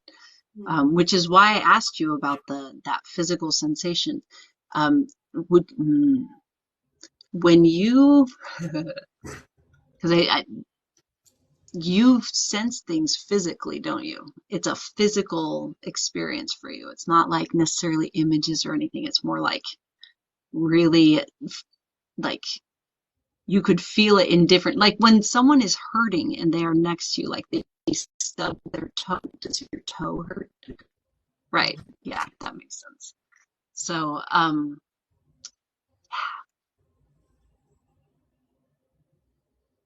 how was that for you guys? Right? That is what you've done is established a dialogue, right? It's just a little piece, a tool that you can take with you that can remind you of the work that we did tonight of releasing those expectations. And that you have all of the tools that you need in the moment that you need them. And it is the fear of not having it that gets us all like worked up about things, and it's distracting, right? Now, when I had you go and get something to drink, I like to, in rituals, do a toast of gratitude, acknowledgement to whatever brought us to where we are. And different magical groups, this circle can go totally different. I always recommend that doing a toast of gratitude. You don't want to hard liquor is probably not something that you want in your cup, but anything else brewed is awesome because the more grateful witches you're around, you can get fucking wasted really quickly. But there's three of us here, but there's God knows how many people in this live. But in that sense of gratitude, I am so very grateful that Fen, that you reached out and asked me to do this, and to be able to connect like this is everything. It is the most important thing to me, and I love that I got to meet you tonight, Jack. You're my first. It was very, very lovely meeting you as well. Yes. So, a toast of gratitude for Fen and Jack for making this happen and following your intuition and your guides to bring you to this moment. And I'm looking forward to seeing where this goes, because I know this isn't going to be the last time we're going to do this. So, yeah. Dude, shall we go around and each say our gratitude? Toast and then each say. Oh, yeah, I really am burning the place down. Okay. The burning times are over, Fen. Come on. That's the other stage. It's over. Okay, we're good. I'm also just so grateful to know both of you and to be able to work with so many awesome folks with awesome brains and hearts, and I just can feel all of the empathy in this little trifecta here. And I'm also grateful for everybody who's supported us so far, in all the ways that you support this kind of content and this, the podcasts and Jack's work and Jen Marie's work, all of the people that believe in this and latch on and allow it to grow and come to fruition. I think those, I love people, for better or worse. And Me too. I just love that this feels the way that it does. It's a really nice feeling, and I'm so excited to cultivate deeper relationships with so many of you. So, cheers. Cheers. Cheers. Should I say something too? Please. You're welcome to. Only I'm being here. I'm grateful to Fen for welcoming me so much into New Blood TV, for being a very amazing new friend, Jen Marie for being so wise and insightful, and I am so glad to learn so many new things and kind of be seen. I'm very grateful for the audience, for our viewers, for everyone that is here, that has supported New Blood TV, that is just enjoying this and embracing the magic and self-acceptance and, total brain fart for 2 seconds, self-expression as well, and just being here in general. I am so beyond grateful. Cheers, all of you. Cheers.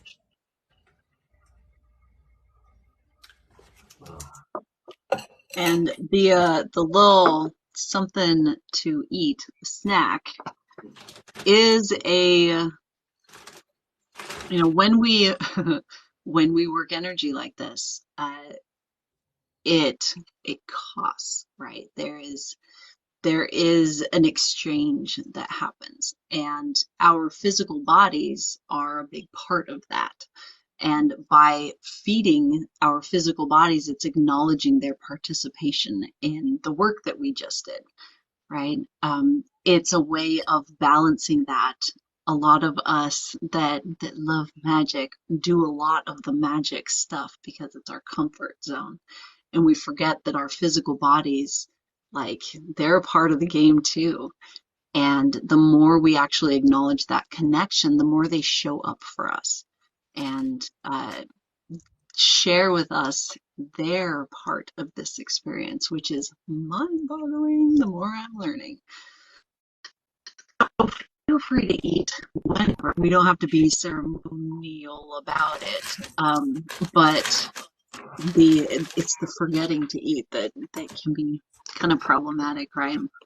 If you have excess energy from this, we didn't do energy raising so much with this, but furious dancing is a great way to express that. You can share it with your local vampire. If I imagine that really helps with an energetic hangover post-ritual. Fascinating. You would be very handy to have around. That's how that works. Post-ritual. That's one of the biggest issues that witches have, is they build energy, but they don't know how to like let it go. And so they get kind of like a hangover the next day. It's like, or they can't sleep that night. So I love, Katarina says, a ritual without a snack is no ritual for me. And same, Katarina. I love cakes and wine. I love cakes and wine. Right. I love it when kitchen witches get all involved in the cakes and wine part. They're like, I have been brewing this mead for, a year. I started it on the full moon of blah, blah, blah. And then I actually like harvested the grain for these cookies, and oh my God, like incredible. I love it. I got chips. Huh? What was that? Everyone keeps asking me, they're like, what are you eating? What are you eating? I have chips. They're just chips. These are chips also. This is pickle chip. Ah, yes. The mystical blue corn chip.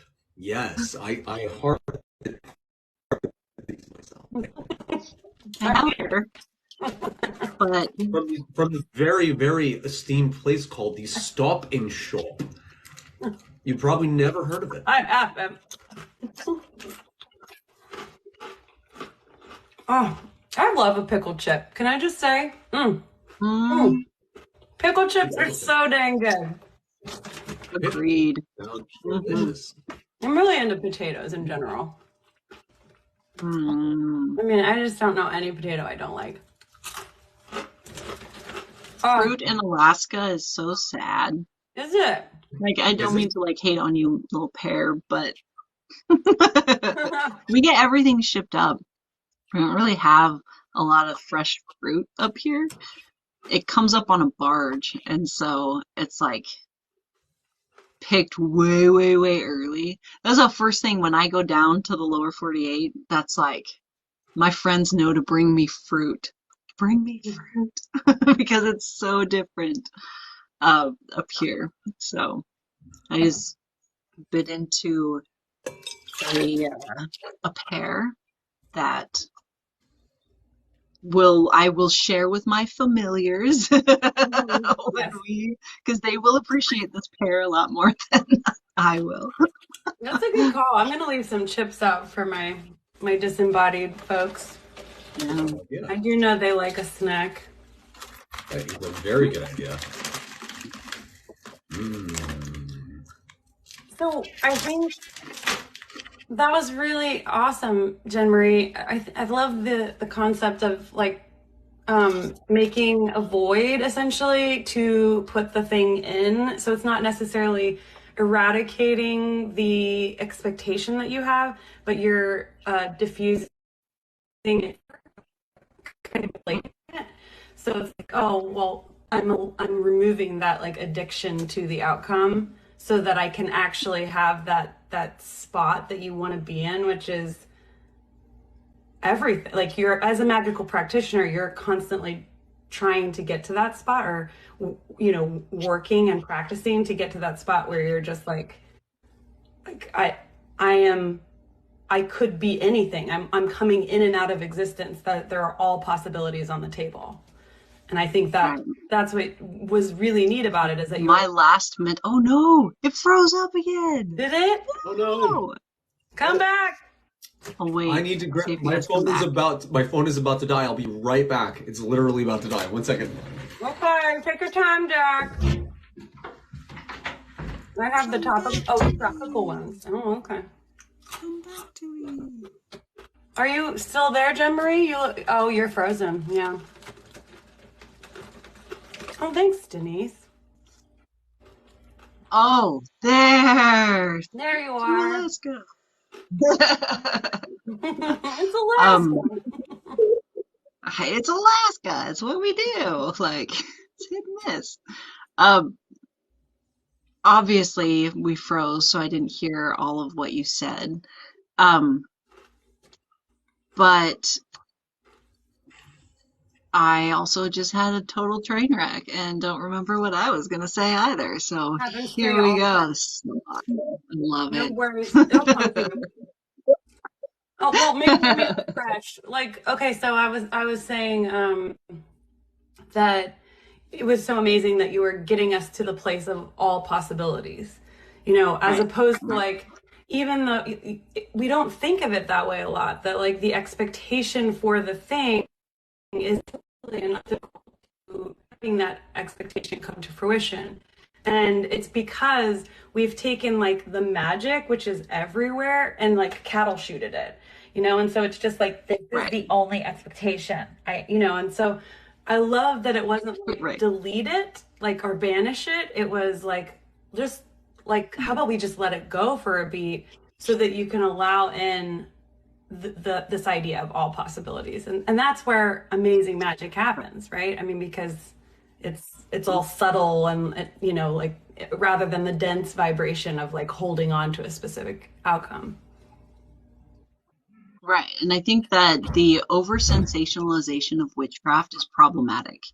And this idea that you can just, all you have to do is just decide what you want and say that you want it and it manifests and that's how it works, or that you can somehow convince yourself through. I have feelings, I have opinions about like positive affirmations and shit. Like, you can't convince yourself that there isn't a problem when there's a fucking problem, right?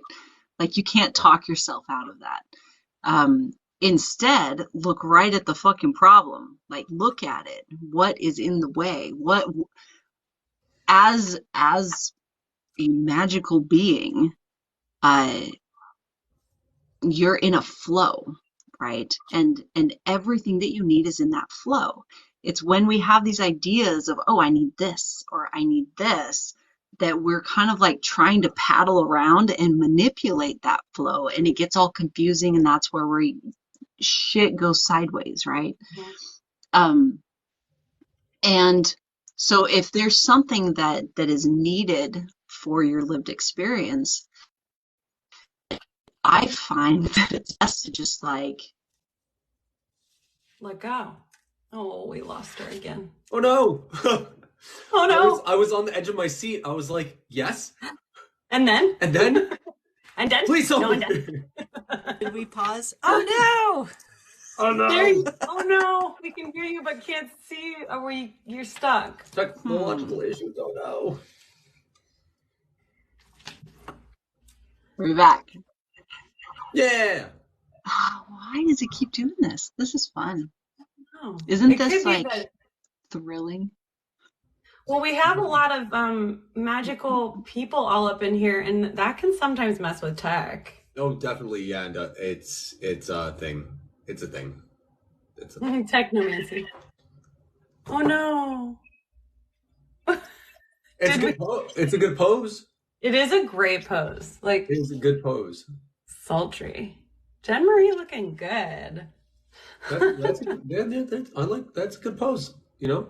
We just make TikTok crash. Yeah. There you are. Huh? Are we here? Are we done? You're back. It's you're so back. thrilling, isn't it? I'm back. Welcome back. Oh, dude, did I get a really good freeze frame screenshot? Maria, Awesome. Please send me that. Yes. I love it. Those are my favorite. Like, especially when they're like super Quasimodo is my favorite. This one was actually I don't cute. remember. Very flattering. Yeah, it was. Really? Yeah. Truly. Like, there have been ones that I've done that are like, oh wow. Yeah, those are my favorite. That's like a moment of authenticity, right? Like, anyway, I forgot what I was talking about. Magic manifestation kinds of stuff. As magical practitioners, we are in a flow, and we often think that there's something that we have to do or that we have to call the thing in for it to come to us, and that's not the case. That's right. It's more us getting the fuck out of the way and allowing it to come to us instead of making all of these like contingencies. It has to look like this. If it doesn't come through this window, it's not the thing, right? Yeah. Um, Oh no, Jen. These frames are great though. I mean, that does look good again, Jen Marie. Like, I'm not gonna lie. It could 100% be just like this. But it's Yeah. Oh, look. there we go.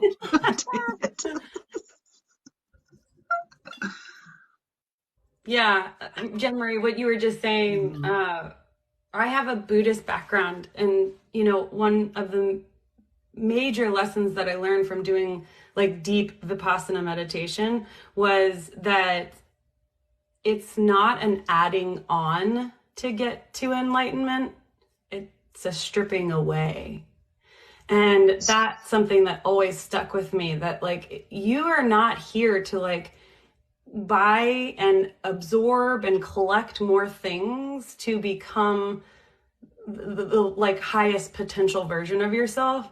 You are meant to do the exact opposite. Your job is to strip away to get to that like OG badass self that you were prior to society and da da da da da da da. And I love that. Yeah, you hit that. Mm-hmm. Right. And I say it all the time, like we often feel like something big is coming, right? We talk about it. It's something a lot of people use, like fear. But I truly don't believe that what's coming is a battle. It feels like what's coming is a reunion. And I think that the work that we did tonight is a piece of that. A world where magical practitioners actually find their place again and bring their unique medicine in. I agree. Yes. 100% agree. Yeah, Jen Marie, absolutely. I mean, like social conditioning. Damn it, I froze again.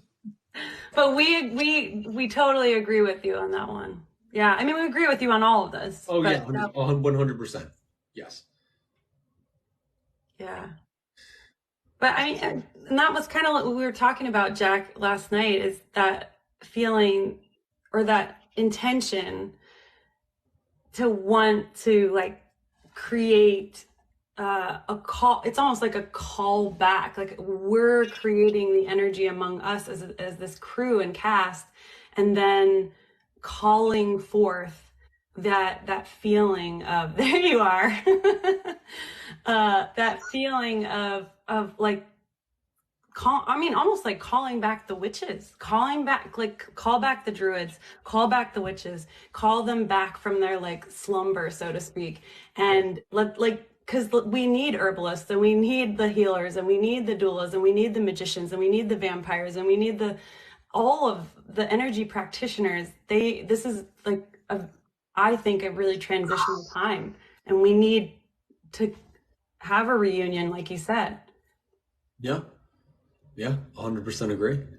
It is the time. It is time. It is. It is time. Picturing just Gandalf the Grey. None shall pass. You shall not pass. It's time. That's so All good. of the druids. That's really good. Bum, bum, bum. We're a community that is so ready to work together and collaborating. Yes, House Kaparu. I was thinking Rafiki. It is time. It Yeah, that's good too. Pretty good. I'm trying to like hit I poses try. here. Like my Vogue game is strong tonight, You're apparently. very photogenic. I have not seen a single freeze that was like out of whack whatsoever. It was almost like you planned them. I'm pretty impressed. Well, so I know we've been on for a beat now, a couple hours here, and I might stay on for a little bit longer just to answer questions if people have questions specifically about the shows. But before I do that, I think, is there anything anybody wants to ask any of these amazing peoples? Kickstarter. Also, I'm being told to plug the Kickstarter.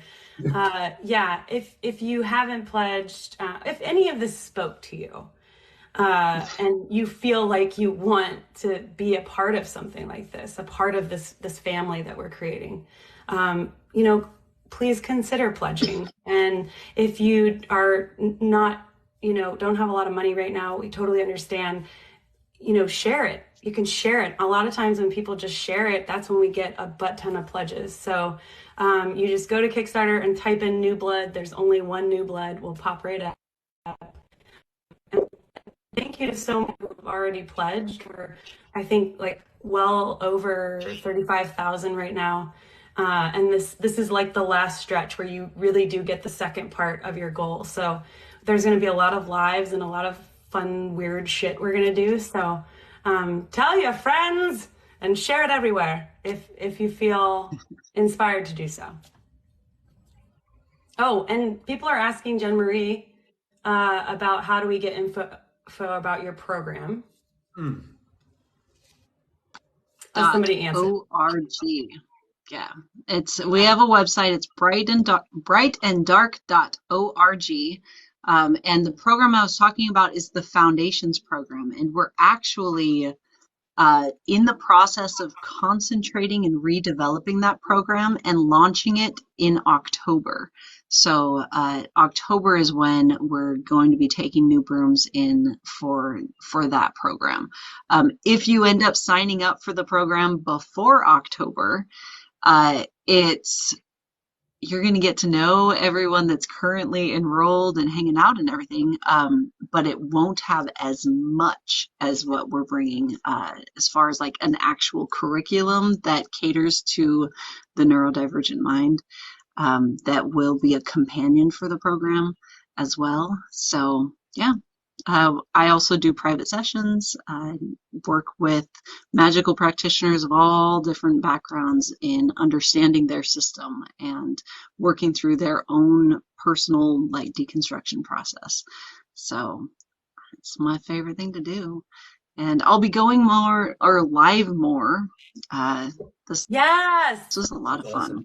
So yes, and Jen Marie, to go live with you again. I want to go live. This is great. Wait a second. Why haven't I been doing this? Yeah, I know, right? It's because busy stuff. I've been prioritizing other things. But not anymore. Yeah. Not anymore. Jen Marie, have you heard of Patty Negri? Mm-mm. Okay, that was a question that came up. Everybody's blowing up everybody's doing the solid and putting the website in the chat, so that's cool. So I can only see my chat and y'all can only see your chats, right? Yeah, I can only see mine. It would be so cool if we could see all of them. It would be kind of cool. That would be really cool. I wish. I still would like to know about this haunted vampire house. Well, I'm gonna stay on and just chat with folks if they want to chat about the shows. You are both welcome to stay and chat with me. I also don't want anybody to feel like they have to stay. You have your own lives and things to do. So if I close mine, will it kick both of you out and onto your own lives, or I just disappear and then you guys? I don't know how that works. I don't know this magic. If We will stay. I think it's just like one by one, so it's not like we get sent into our own lives. It's we would stay connected. Okay. Yes. So At least I think. Well, we're about to find out. But Jen Marie, seriously, thank you so much for taking the time to do this. And you know, one thing that people forget when they're doing projects like Kickstarters and they're trying to generate funds and stuff, I think and I'm very, very like, I am one who does this quite often. I have to be reminded is that it's all very external and pushing. And this was a great reminder to go back inward. Ritual and connecting is almost more important than the pushing of the actual thing. And so if anybody else needed to hear that tonight, I needed to hear it this week by a really good friend. So yeah. And this was just like an even like more, you put the whole thing together for me. Yeah. Are you saying I brought the magic? Because it kind of feels like you're saying I brought the magic. Okay. Did you just say I brought the magic? You've got the magic. Aw, thank you so much. You're also amazing, Alicia. Thank you for joining us. So much. I learned so much too. It was great. Yeah, fun times. Like, all right, pause and tend to your chat. And is that how we do this? Like, I don't know the rules. Never use Kickstarter as an all or nothing. Do funds go back if you don't reach the goal? That is correct. Yes, so basically the funds aren't taken out at all. It's just a pledge. So your card is saved, and then the day that is the end of the campaign, that money would come out. Okay. But yeah, if we don't get the full goal, we don't get any money, which would be very sad. So help us not have that happen, please. Yeah. Come on, pledge New Blood TV. Come on. And you know, we've been talking about doing some contests and stuff so tell us what you would like as like a prize, or if you have any ideas of things that you would like to see in the rewards. We've been modifying the rewards all the time based on what feedback we get from people who are actually supporting us. So we just want you to know the last day to pledge will be July 9th at 8:08 a.m. Eastern Standard Time. We have 11 days left. Yeah, 11 days, and we're calling it the Gauntlet because it's going to be bananas around here. So, yeah, we're going to be doing a lot of lives and all kinds of. We have a really amazing guest. I mean, all of the guests are amazing, but we have one that I think people really won't expect coming up in the like the very last week. So, just to give you an idea of like the power that we have behind this engine. There's so many people, and really it almost reminds me of like, I don't want to get into politics, but this is the like example that's coming to my mind is like when big politicians get like, basically like ginormous chunks of funds because they're in the lobbying system, as opposed to politicians who try their best to be honest and sincere. There are a few of them, they do exist, and they do grassroots. You know, that's essentially like what's happening. Like we can either go the like lobbying bullshit network, you know, the man route, or we can go this route. So help us make it grassroots. My children are beckoning.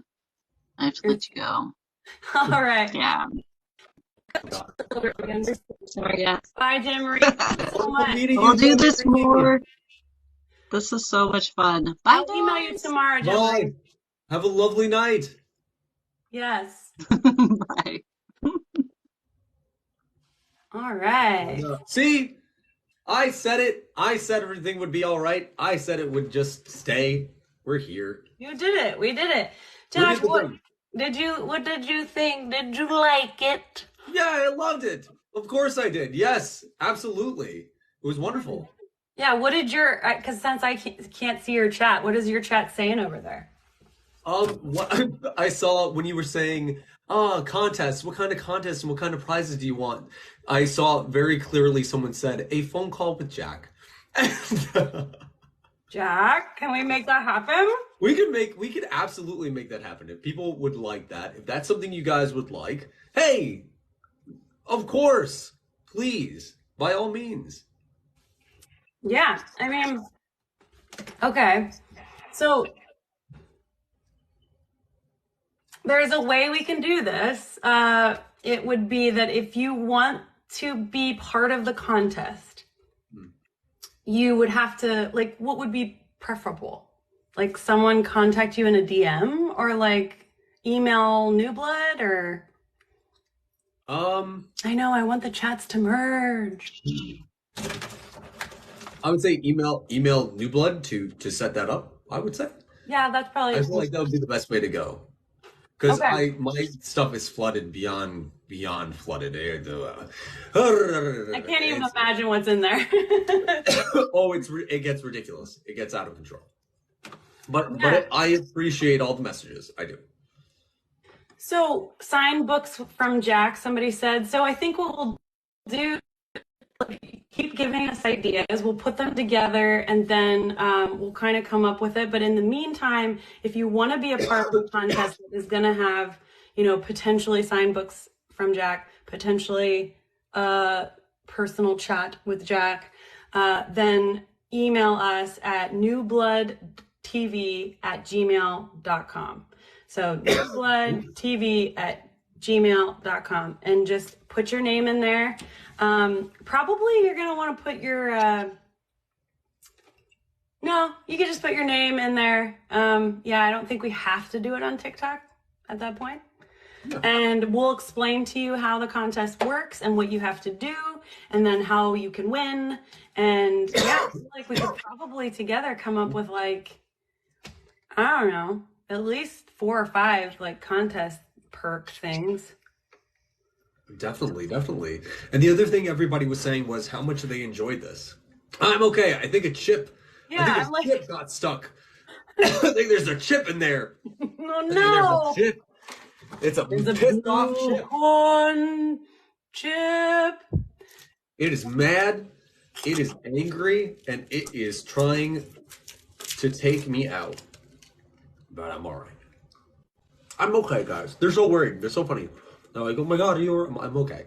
The other thing that was saying was how much they thoroughly enjoyed this. Thank you very much for including us and including me. Sure. And this was great. Are you kidding? Yeah, I think it's really fun to like get involved with different folks with different like wavelengths in the magical world, and I'm really happy to like be introducing you to a lot of the witch circles, because I think it's so cool to expand horizons on both sides. Absolutely, I think it's extremely needed. I think that connecting and coming together, especially now, is extremely important. It really is. And meeting new people is always so much fun. And Jen Marie was a blast. Jen Marie was a sweetheart. Yeah, totally. She's a really like solid person. Have you happened to work with Fae incarnations? Ooh, that would be a spoiler for the show. Ooh. So if you want to see it, then you should pledge or email us at newbloodtv@gmail and let us know if you want to be a part of a contest to win really cool prizes. Daddy Day Rose Wolf. We were talking about. I don't know how to turn that off. That we are working on. They're both paranormal, and they do involve witches and vampires and fae and ghosts and so many things. Extraterrestrials. Yeah, it's a lot of stuff. So we're really, my whole thing is I'm very radically inclusive. So the whole thing is like everyone. Like, we're not going to leave anyone out. We're going to cryptids, vampires, everybody. Like, we're all going to be involved. So the hope is to really like mesh together so many communities and raise more power then, because we work better together. Yeah, thank you. If we are raising funds on Kickstarter right now, so if you go to kickstarter.com and then type in New Blood, we're the one that comes up, and that's really just to like do this the right way, because the networks won't let us do it the way we want to. So, what kind of questions are you getting over there, Jack? I'm getting just a lot of less questions and just more, a lot of praise, a lot of positivity, saying they love the inclusivity, they love saying they're proud of us for doing this, saying, let's see, yes, they're saying more lives like this. So this is a hit. This is great. Nice. That's awesome. Yeah, I mean, there's so many things that we are going to talk about. I mean, that we, in the process of like the developing of season 2 and the finale of season 1, I mean, all of that is something that, I mean, we can't always give away all the spoilers, but there's treats in there that are worth like, you know, picking apart. And I think people like that. Also, I think people love rituals. You know, do you do a lot of rituals on your lives? I never do rituals in my lives. I haven't, you know, most of the time it's just talking about everything. It's just a lot about the education and kind of like, hey, what are the differences between Hollywood and, you know, the real world and everything. I hardly even talk about my magical practice, at least like, other than just like skimming kind of the surface. So this is a very needed kind of door opening. So yeah, more conversations, new things coming to the lives. Yeah, I think too for your followers. I mean, you know, you see Jack one way on the screen, and I mean, obviously you are very dynamic, and there's so many things you bring to the table. I mean, you're such an actor, and I love that. Well, thank you. Yeah, you're just delightful to watch. And from just what you said though, like it does feel like your followers are not getting that like deeper layer of you. And that's what we hope to, obviously, with Jack's full permission, to sort of like uncover in a more in-depth series like New Blood. You know, it's something where we're getting into the layers of shit. Unmasking Jack. Unmasking Jack. Yeah. We're gonna unmask Jack. Unmasking Jack. I'm you know, I think that I am 100%, not I think, but I am 100% down for it. You heard it here first, guys. Yeah, if you want to see the deep, the mysterious, the dark, sometimes, intricacies of this guy, go pledge to New Blood TV. What are you doing? What are you doing? What are you doing? Go. What are you doing? Yeah, like seriously, go right now. Go. Okay. There's some people who keep asking the same thing, so I'm trying to get back to them. I'm sorry. How do you do this all the time, Jack? Oh, it gets nuts. Oh man, it gets out of hand. It definitely does. So Sydney said, I feel privileged to know more about such a secretive world. That's another thing that we're doing, is a lot of this is like, yes. Oh, that's what you were asking, Al. Yes, we'll put it on YouTube for sure. New Blood TV with a period at the end. Sadly, that's all we could get. So it's there. It'll be there. Sorry, I missed that. Yeah, but Sydney was talking about privilege to know so much of the secretive world, like witches, gurus, vampires, otherkin. There's a lot of secrecy. And I think something that's really awesome about this transition into the age of Aquarius is that we are our own gurus. Like we are now needing to share the magic with everyone, not just like a special lineage or some shit. And I think this is like the time for this. I don't know. It's just a feeling I have. What about you? I 100% agree. I think now, I talk about it a lot. I think now people are far more accepting than they've ever been. There seems to be a curiosity and openness to go, okay, well, 100 years ago, people were like, get out. Get out if you said you were a vampire. Yeah. Get out if you said you were a witch. But now, like, I have seen just coming on here, coming to the live streams, just talking, going, I'm a vampire. There, you'll get the small handful of people who are just kind of like, what? But then you'll also get an incredibly large amount of people who go, I don't understand it, but, maybe you could teach me about it. I want to learn. I want to understand what this is. And I think that now is the time to be open, verbal, talking about these things and explaining them in full. Yeah, absolutely. I think you're right. And I think we're sort of like veering into a scary time where people and politicians and countries are starting to go backwards. And I think I think this is the prime time to like uptick in the magical practices. And I think that's what could be a very important component of not getting stuck in like another horrible satanic panic or something along those lines. Exactly. So, okay, so I know you all are asking. Okay, so if you want to be part of the contest, you can send an email to newbloodtv@gmail.com. And then what was the other question? Oh, right. So the series for season 1 we're airing on YouTube like fall, winter 2023, probably winter at this rate. Because editing takes forever. So that is on our YouTube channel. You can actually find all of this information if you just go to newblood.tv, and it'll be in there for you. What else? Knowledge is power. I want to learn so much. Yes. You're amazing. Somebody asked if you're Romanian, Jack. A piece of me actually is Romanian. Yeah. That's great. Yeah. Well, this is disappointing. You're fine. Oh my God. Do I have to take like more Ritalin before I get on these? I don't know how to focus. Oh no, let me tell you right now. I'm not even gonna lie to you. When we do like the multi-guest stuff, there's so many times where I'll miss the conversation or pieces because I'm so used to just keeping up with the chat and just going and I almost go into like a dissociative state in order to do this. So it is a lot of just trial by fire.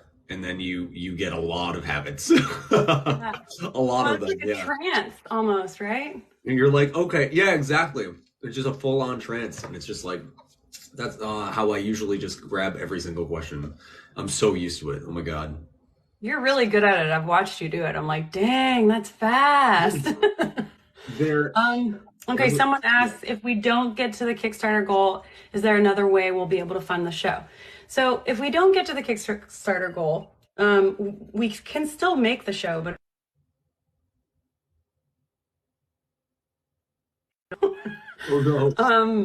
and what is there another way? Okay, so yeah, but some people are weird about Kickstarter specifically, and we've heard this. So if you are weird about that, you can also like donate through my podcast, and then we will just like put that in a pledge anyway. But I mean, it's up to you how you want to do that. It's really best thank you so much for pledging, Lainey.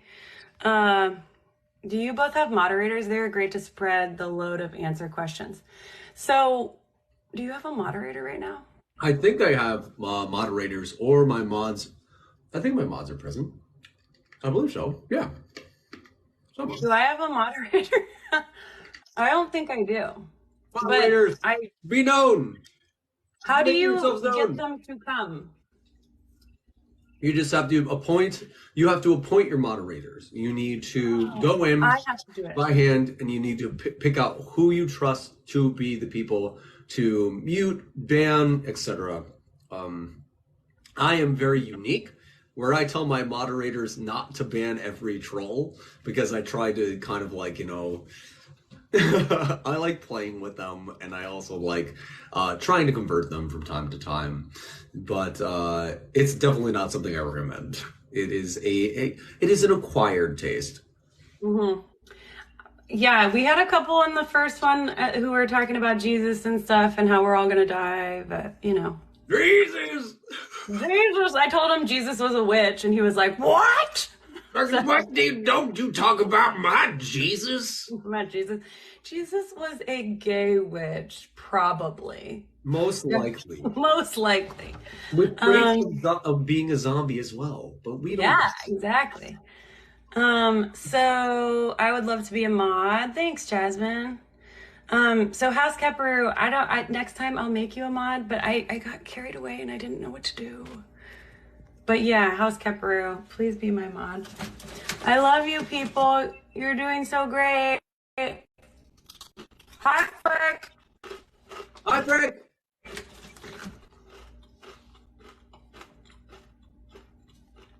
Thank you for pledging, peoples.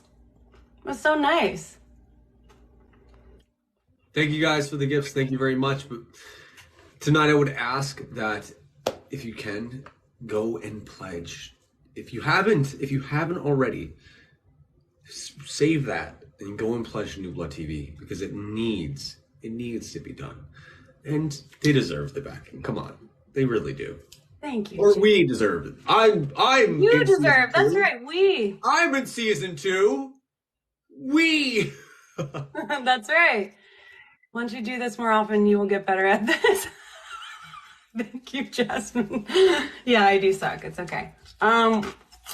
It's a time. It takes time, but you get into a swing. You get your routines. You know how your breakdowns go, and then it's just addictive. It's so much fun, honestly. Jack is 100% a part of the team now. In case people did not know that, like, we've had proper meetings, paperwork has been exchanged, contracts are in writing. So it is real. It's not just a thing that we're saying because we want to get like the Kickstarter funded. We really are pumped to work with Jack. And like I said, you want to see the things that happen to Jack away from, a ring light and TikTok. Things that I don't tell you on purpose? Because you're weird. You want to see those things? I'm just kidding. No. Yeah. Over here, they're saying, yes, Jack is adopted. Yes, adopted. I like this. This Uncle makes me Daddy. happy. I'll take it. Vladdy the Daddy is glad to be adopted. This person says, oh, we're family now. Let's have soft tacos later. Oh, I love soft tacos. That's hilarious.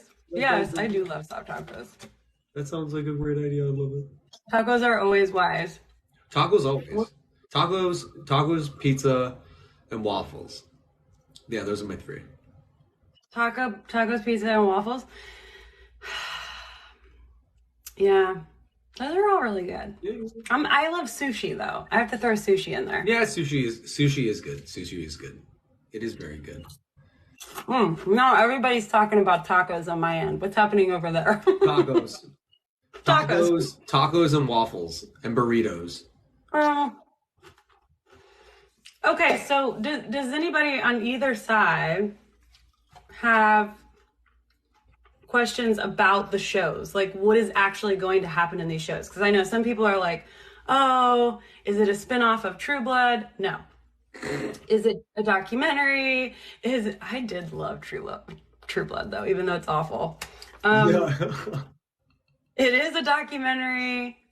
Yes. What are the shows called? Okay. Great question. Here they come. Okay, I'll do some, you do some.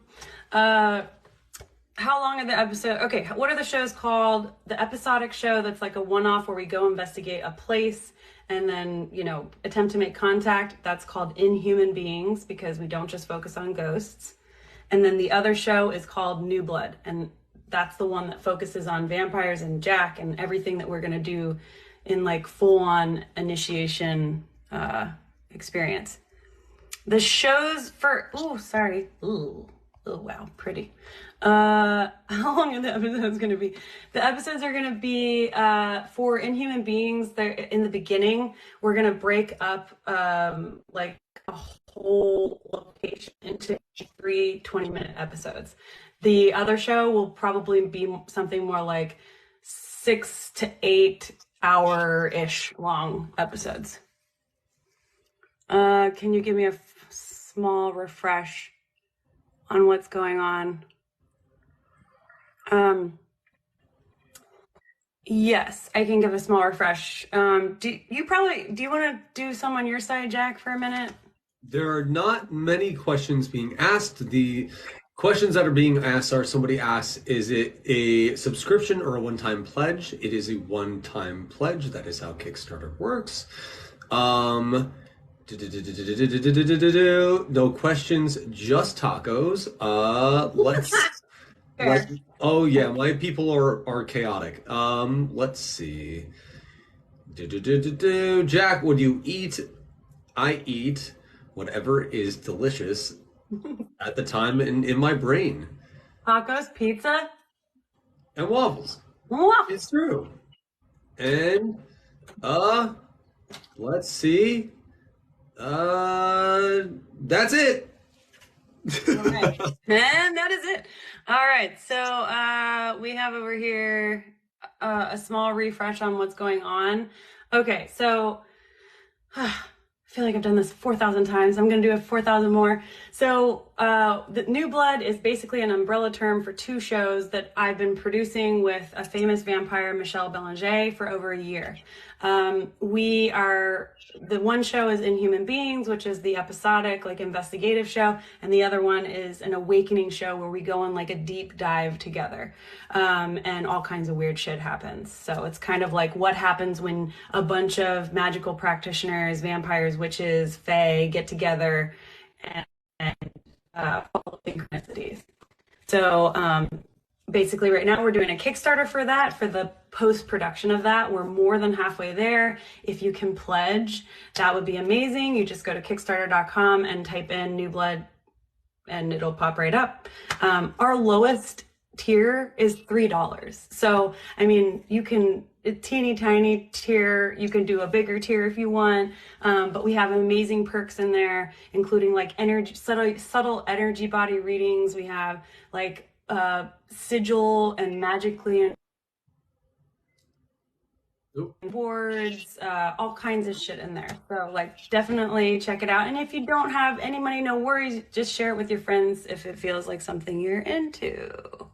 So yes, Jasmine, you pay Kickstarter, or no, I'm sorry, no, you don't pay, but you just put your card in, and then the campaign is over on July 9th, and that's when the money will come out.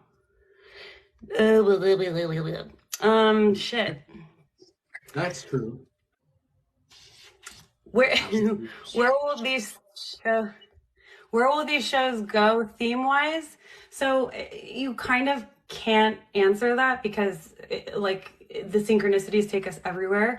But we have now sort of turned a sharp turn into the land of fae. So definitely that. Vampires is where we start in season 1. We'll continue with vampiric material throughout.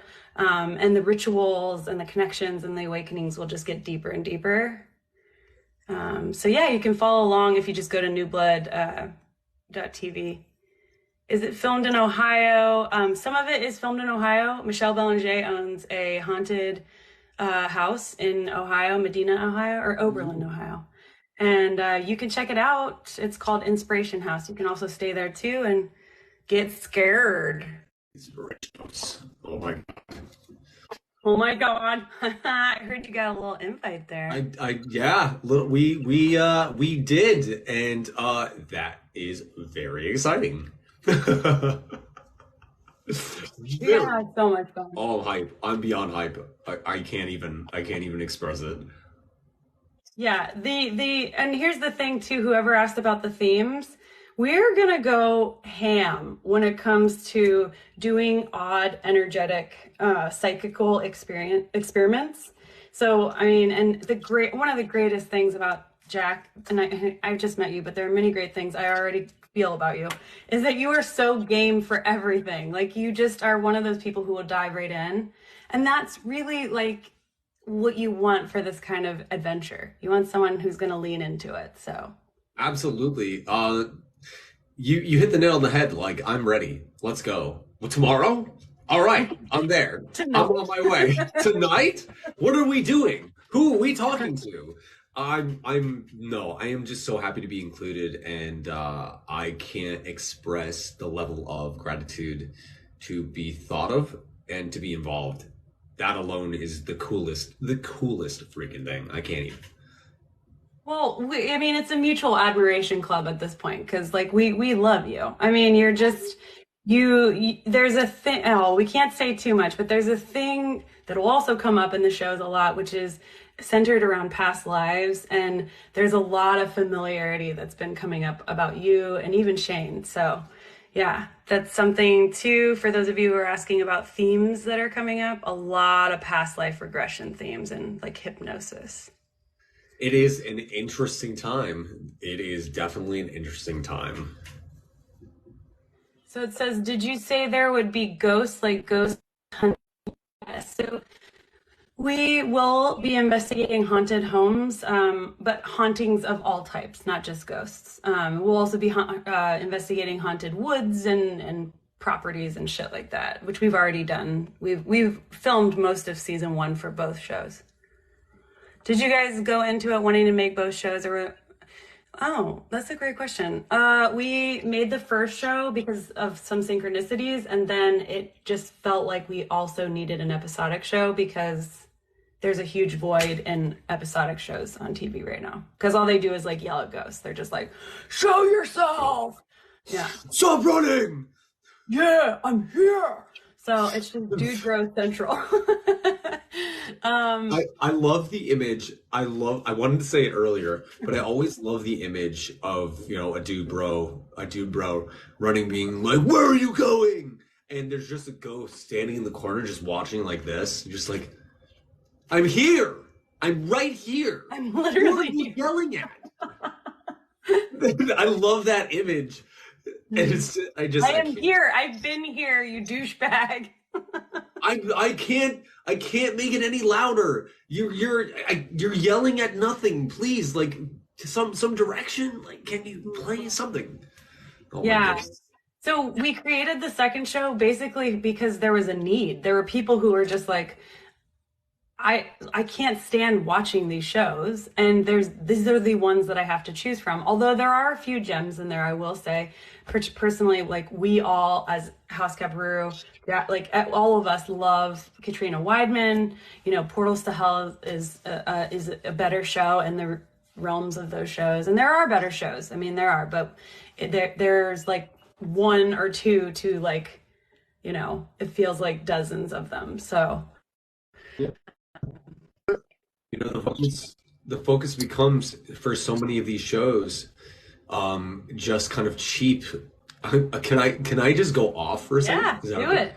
Kind of like this idea of this cheap McDonald's entertainment, where it's just like, here's your Happy Meal. Okay, cool. That's what you get. And I think that there isn't a care about the authenticity of delving into the darkness, delving into the mysterious, finding and seeking out truth, finding answers, and also on top of it, treating, and this is a big one, treating spirits and entities like they're people instead of just these evil, malevolent things. Demons, Every day everything is a demon.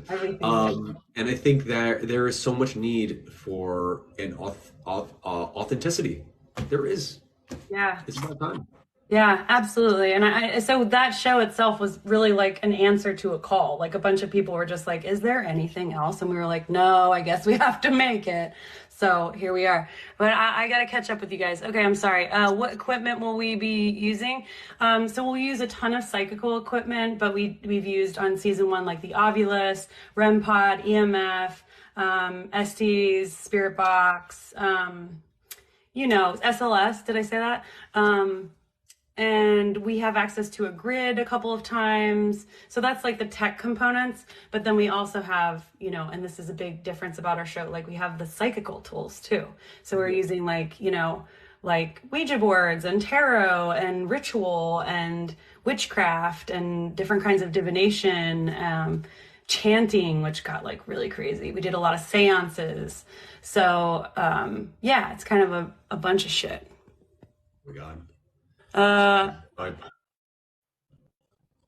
Oh man, there's a lot of questions. Thank you for the rose, my people. I don't know what it does yet, but it's so great. How?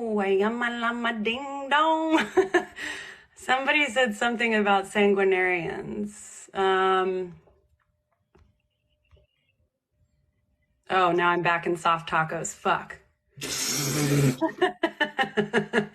For the investigation. Soft tacos, fuck. What about? Oh, here we go. That's news to me. Soft tacos, fuck.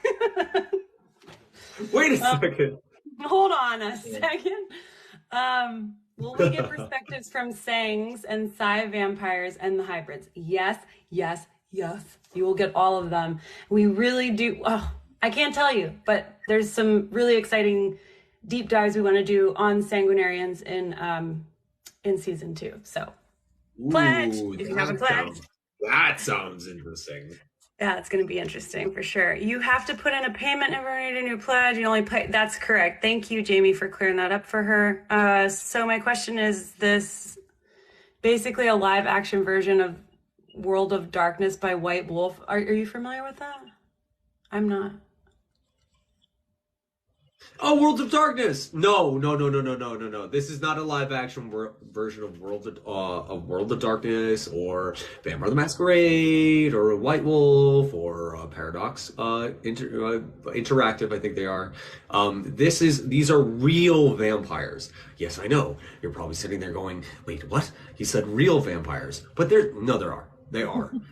There are real vampires, and while I know that in your mind might sound far-fetched, I promise you it is not. Agreed. I mean, give it a chance. Give it a chance. It's like witches have become commonplace, and soon after, hopefully, these shows, it will become more commonplace, that people will understand that it is a way with interacting with energy. I think this one of the reasons why this is so important is something like this has never been done. From my knowledge, something like this has never been done, especially for vampires. So New Blood TV, everyone here, like, you need to realize, is breaking extremely important ground, which is why you need to go and pledge. This needs to be seen. This is a huge moment in history, in my opinion.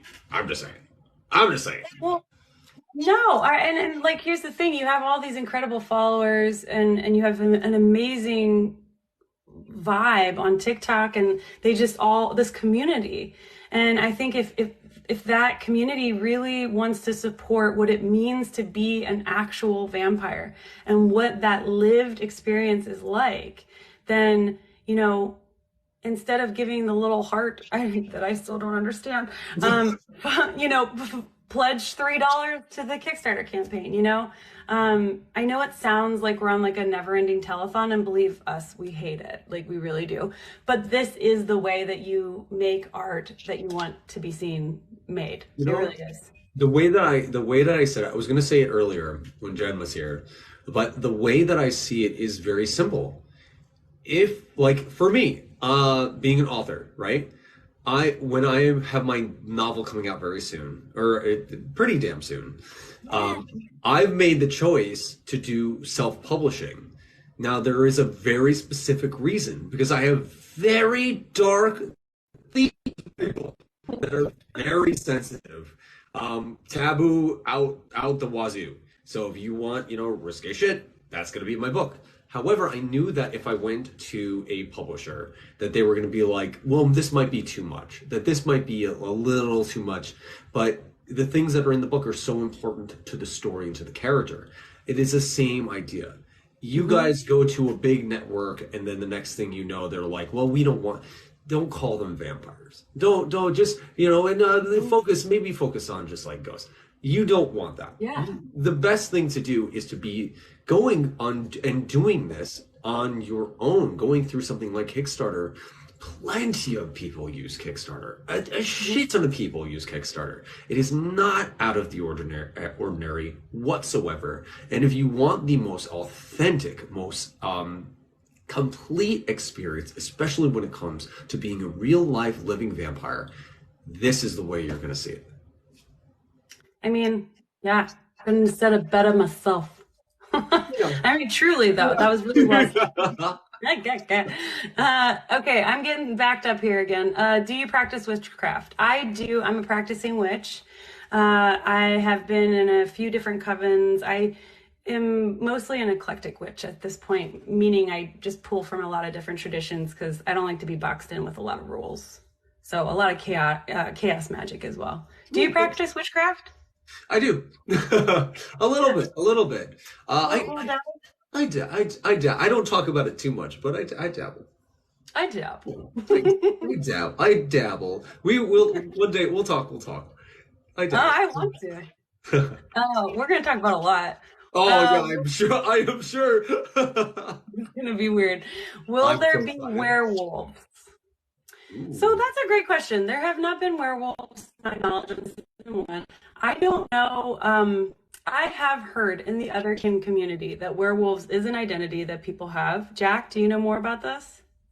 Actually, so this is great. So one of the things that I've actually used my lives for is because it's such a huge net. Like the largest live I ever had was 5.5 thousand people.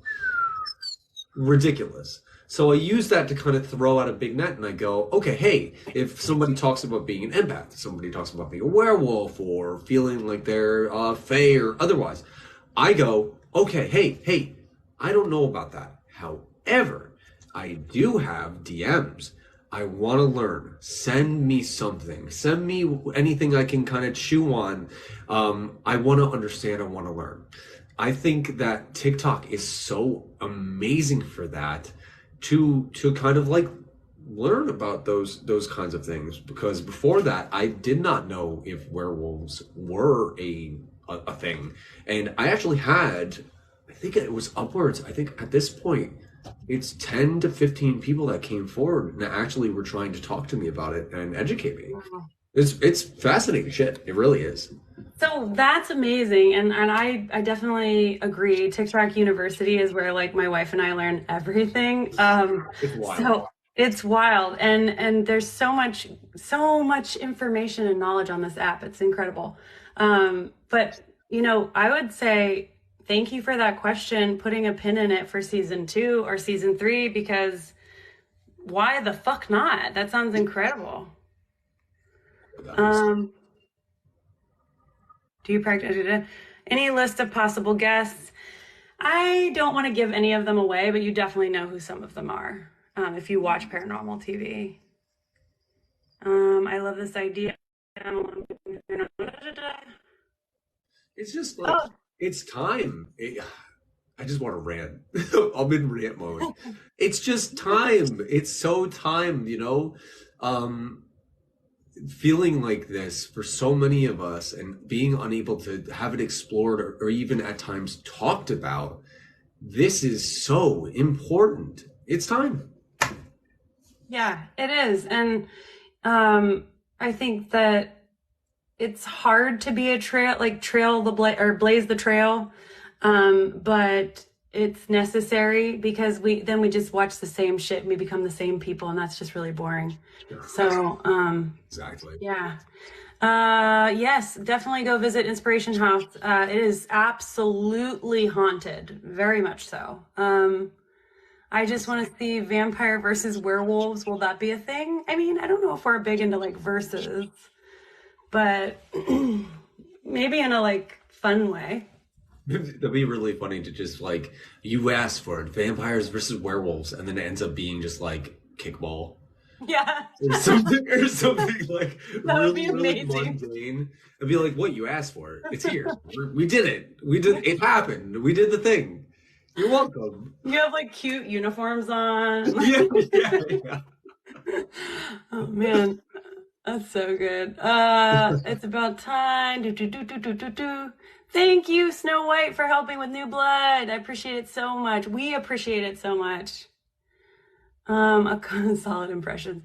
A couple nights ago was the first time being in this live. Wonderful. Oh yeah.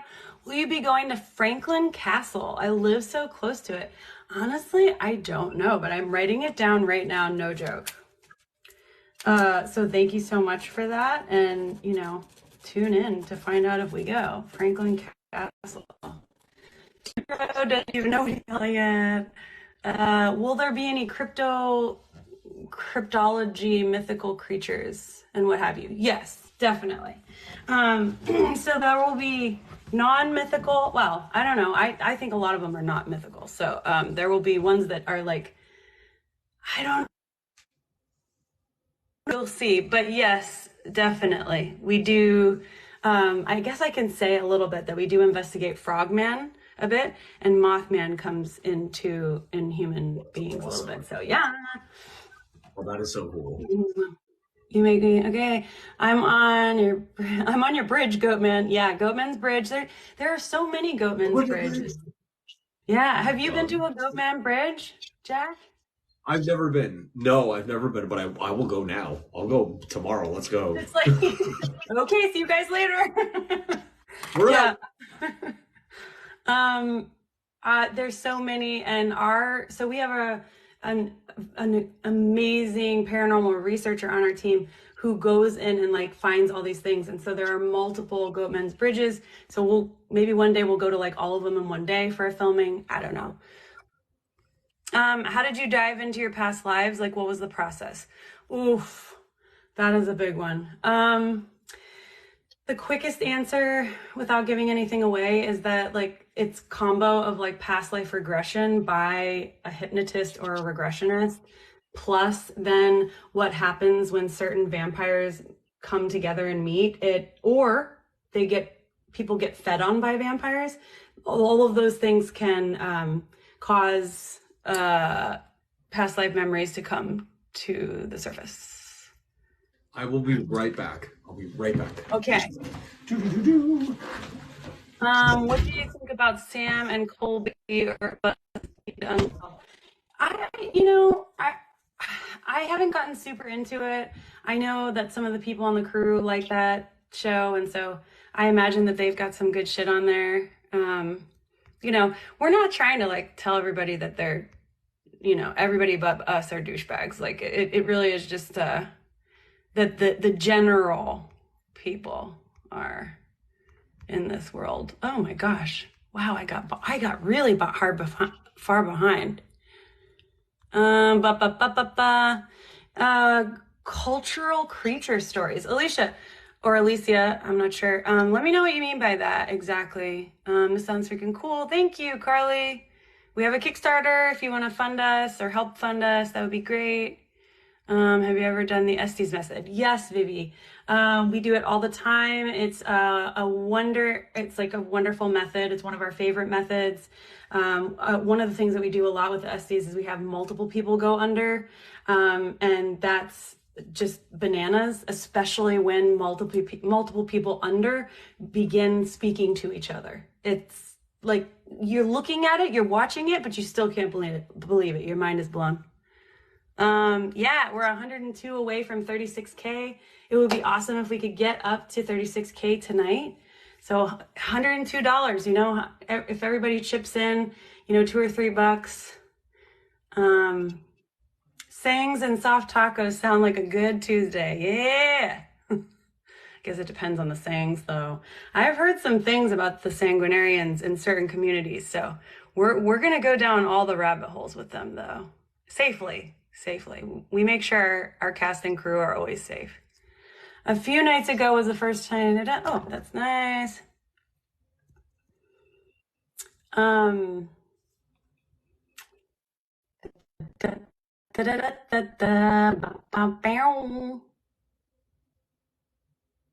Wait, what's sangs? Okay, Carly.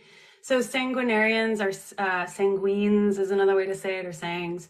They are vampires who drink blood either for vital life force or just like a lifestyle sort of thing, or both. So and there have been some really interesting studies, not many, of course, but there have been some interesting studies about certain people who say that they need blood to survive, and there is something there to it. It's kind of fascinating. Thank you, Crystal. Yes, sanguinarians. Yes, blood drinkers. Oh, any chance you guys have mermaids? What a great question. So I love that you brought that up, because this is why we're doing a Discord, because you all will start having weird things happen to you the more you engage with what we're going through, because awakening like begets awakening. And mermaids is a synchronicity that we keep having lately. So there's some really crazy like research on or I guess it's more like anecdotal evidence of people experiencing mermaids. Have you ever heard of those, Jack? They're crazy. Yeah, no, for real. There is a channel here on TikTok. I can't remember what it is. That was extremely compelling evidence of somebody who was encountering mermaids or sirens extremely often on their fishing vessel, and I'll send it to you. It's wild. It's absolutely wild. I mean, the mermaids are kind of like, fairies, I think, when they're unpacked. Fairies, we think of like little baby Tinkerbells, but fairies are not. They're, no, not at all. To me, when I know that a fairy, the good folk, are going to be on set somehow, wherever we are, I am the most anxious when they're around, because there are so many rules and like time slips and things that can happen, and trying to keep everybody safe in those scenarios it's actually sincerely scary sometimes. But mermaids, I forgot my train of thought, but mermaids I want to know more about, and I've heard that they're terrifying. Oh, that's it. Yeah, like they're like the Fae. In fact, they might be Fae, in that they're not like little mermaid. They're like terrifying looking. Yeah, exactly. That's what I've heard as well. Yeah, that like the big teeth and the, and like the thing here, and yeah, full on monster. So Lisa, we're gonna try. Somebody just goes, I'm not trying to get back into the tacos conversation, but my friend named her cat Tacos.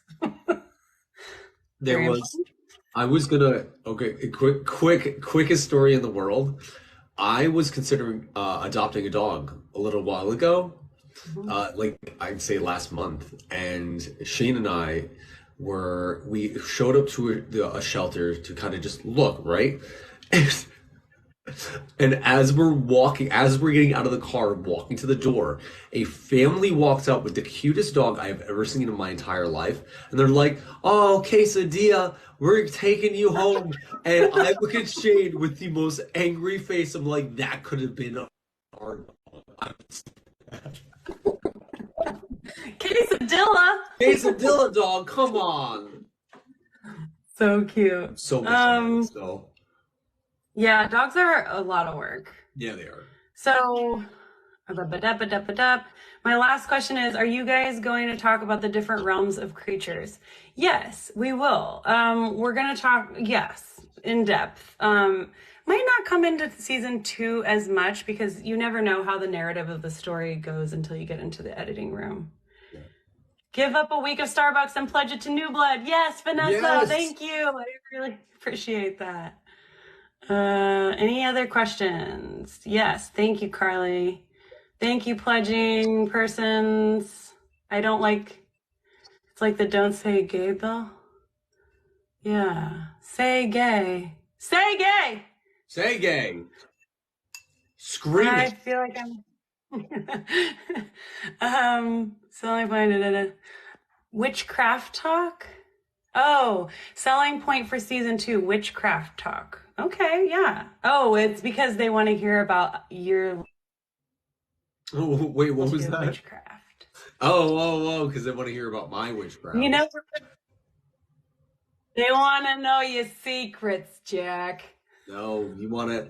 Well, maybe we'll get there. Maybe we'll get there. You don't know. If you want to find out, then you should pledge. If you want to find out, go pledge. Maybe there are some interesting things. Somebody said, a spooky Frick. Hi, Frick says, I know a gent who identifies as a werewolf. Awesome. Put us in touch. Seriously. Okay. What's your favorite book, Jack? That was a question that came up. That's a hard one.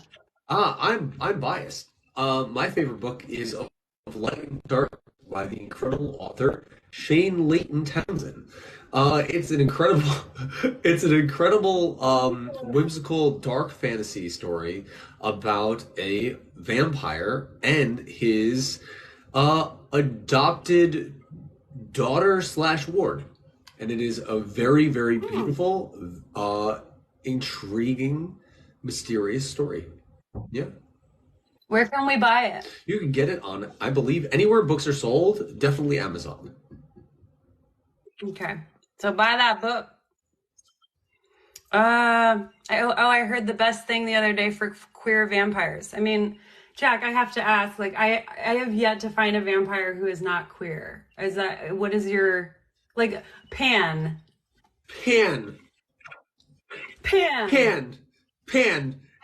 Yeah, no. I have not. Pansexual? I have never met a vampire that was not queer. I literally have never even thought about that until just now. I've never. Myself, Pan. Yeah. So it's very interesting. I think there's definitely something to that, though. I do too. And I think we'll probably dig into that. I think we actually dig into it some in season 1. Franklin Castle, I wrote it down. Andrea, we're going to try to get to it. You're doing the 2 C's, coming out of the closet and the coffin. Hey! Except we've already been out of the closet. Yeah. Oh, but the broom closet, maybe. Yeah. I'm not seeing the questions in the chat. They're higher up. Will it be available in Australia? That is a great question. So we're getting a lot of inquiries about like translations and in other countries, and then also like the ability to stream in other countries. So we have, I have a background in film and worked in LA for a long time. So I have connections with people who kind of like steer us in that direction. So our goal, yes, will be to get it to Australia and many other places. You should look up the Egypt Valley. Okay, writing it down. This is very helpful. Thank you, Mia. Okay, Boatman's Bridge, not Goatman's. I think it's Goatman's. Thank God for you, Vampire Jack. No disrespect. I just cannot with the ways of Father Sebastian. Yeah. Oh. I don't know. I'm not sure what your rules are about like talking shit. So what are you gonna say to that? He's dying. He is deceased. That was okay. Listen, okay? What are you gonna say, Jack? I would say that I try my best to be a diplomat and to be what some would call Switzerland. But thank you. And I appreciate that a lot. Yeah, I am like Jack. I'm not gonna say anything bad about Father Sebastian, but definitely I feel that I might understand what you're saying just based on how sweet Jack is. But I personally don't know Father Sebastian, so I really can't say much. We may meet him at some point. So people are asking, what's the goal for the Kickstarter? $66,666. And I don't even know where we are right now, but we are definitely over 54%, I think, right now. So help us get over to 60. I got really sick and dizzy and anxious when trying to contact spirits. Any tips? Jack, you got tips?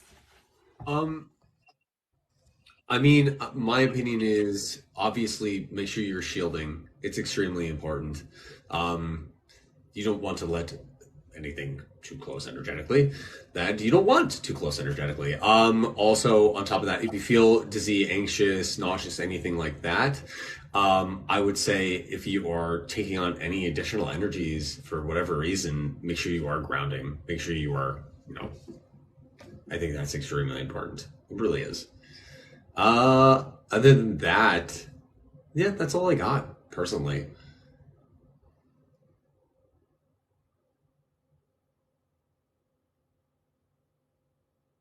Oh, I cannot hear you.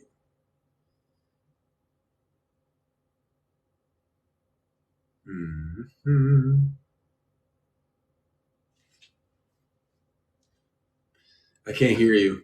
I can't hear you at all. Can you hear me? You can't hear me? I can't hear you.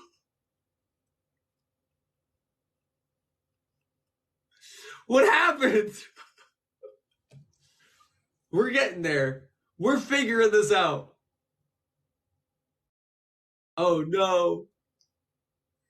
I feel like that's in where is it when they start playing like the music and the guy with the cane is on the side waiting.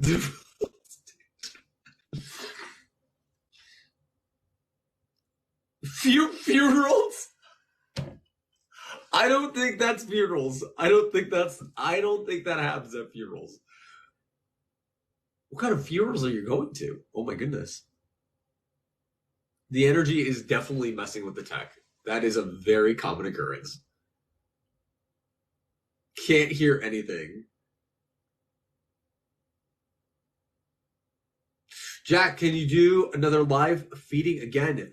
I definitely want to do that when it is necessary, not when it is something that is like, oh yeah, let's do it for a parlor trick or let's do it because we can. I think it needs to be at a time of importance. Other than that, we can do other demonstrations, et cetera, et cetera, et cetera. But I think I don't want to overdo that. I am always cautious with that kind of stuff. Always. Plus, I do want to be cautious because I actually did get a message from someone saying that they definitely felt a little bit off kilter. So I want to make sure that everybody is practicing their shielding and making sure that they are not too susceptible. Oh my God. You're back! Finally. I'm back. Ash is yelling at me down there and she's like, Jack, you muted me, I think. Oh, I over here. I have no idea. Electronic things usually get really wonky on my end from time to time, like really bad. Your vampiric power has muted me. Oh God. Well, everything that you said. What were you talking about? I'm sure lovely things. So I was talking about we did the live feeding demonstration last Thursday, and we didn't get to talk about this because it was crazy. We did a mass consensual feeding. So it was 1,000 people in the chat, and I said, okay, here's what we're gonna do. Those who consent to be fed on, okay? You're going to put your hands up near the screen. You're going to put them up and ready to go, right? You're going to make sure that your shields are lowered a little bit, et cetera, right? Those who do not consent, know that in your mind you do not consent. put your hands down and away, and make sure you are envisioning a very, very, very dense shell around yourself in your mind. That is extremely important. Then I did my thing. I then began to pull my energy, pull the energy through the screen, because as we know, the screens are portals, etc. Somebody said something really, really good that I liked. They said that it is a black mirror, and it is funny because you turn off your phone and it really is a black mirror, which is wild to think about. Yeah. That's actually true. So I pulled the energy, and it was an immediate reaction from the people in the chat. There was an insane amount of the audience was actively feeling being fed on, and I got blitzed to all fucking oblivion. There are pictures of me, and I am roasted. I am KFC fucking I am Boston Market done, and you can see my face get fuller, and but there's a picture where we have a before. I'm gonna send it to you. It's a before and after where you see that like I'm a little gaunter, I'm a little more kind of like sallow, and then the next one is my face is full and my eyes are half lidded and I am closed. The quote of the night, because nobody in the chat knows this. The quote of the night is me sitting, after all this is done, sitting in my kitchen with Shane sitting next to me with a bowl of cereal in my lap, eating it like I'm a horse. And I look at her and I go, this is where I take all of my business meetings. And she, What? I was done. And then everybody was really worried. They were like, oh my God, like, are you gonna be okay? Keep us, in the mix, let us know what happens. The next day was the most clear-headed and the most like chipper and normal I have felt in a very long time. I was like, oh shit, this is a thing. This is a thing where like not only did we demonstrate that this works, that this is real, but I've also like when Shane being my donor isn't able to donate or etc. Whether she's sick or just under the weather or just it's not a good time, this is something that we can possibly do for those who consent. What was really amazing, the coolest part about it was I was flooded with messages of people going, thank you. Like it was so cool. There was because there were 3 types. This is the coolest. Yeah. So there was a vampire friend of mine actually who messaged me and was like, thank you for doing that. I don't know what happened, but I am burdened with chronic pain. Always. I have this severe chronic pain. It never leaves me. After the feeding and the next day after, gone. Completely gone. I felt nothing, and I've never had that happen before. So I don't know if I pulled off from it, but that was amazing. And then, like in the chat right now, I felt so much weight lifted off of me. The coolest one I thought was people that were saying they were empaths, and the people I know that are empaths for a fact.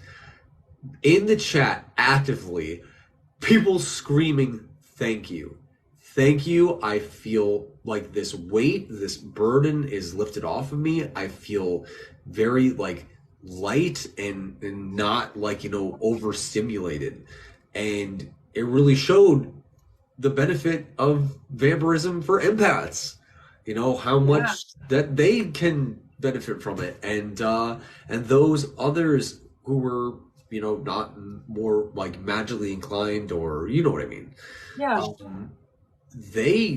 The fact of the matter was they felt like they could get a good night's sleep. And then they felt very happy, very positive. A lot of them were kind of comparing it to having like chamomile tea, like having a CBD gummy or something like that. And they rested through the night and had a great day afterwards. It was interesting. It was super, super interesting. That's a awesome experiment. I mean, what a cool experiment. And then to see like the direct feedback from it. As if you're doing another one, I would like to be involved. If you don't, if you invite, yeah. I think I'm curious about that, and my experience by a vampire, there is a feeling of,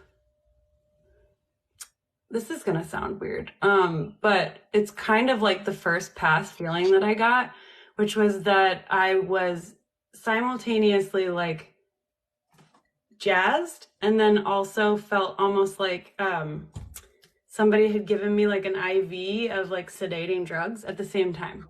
And it was wonderful. Like it was that feeling of like excitement because there's a boost of energy, but without the like anxious component. It was like full relaxation. So yeah, I think there's so much to be learned and I mean, we want to put vampires in MRI machines. We want to put, vampires, like hook them up to electrodes. We want to, and not in a way that's like ever like disrespectful to vampires, but to really understand more about their gifts, your gifts, and why they are not intrinsically malevolent. They really are not. They can be used that way, like all shit, all gifts. But yeah, exactly. Yeah. I say it all the time, like on that, like everyone's a shade of gray. Everyone's a shade of gray. Not everyone is good or evil or black or white. In fact, in mental health, and I want to actually say this, in mental health, the idea of black and white thinking is not a good thing. So really, we're all just shades of gray. And the same thing goes for vampires and for vampiric abilities as well. Yeah, definitely.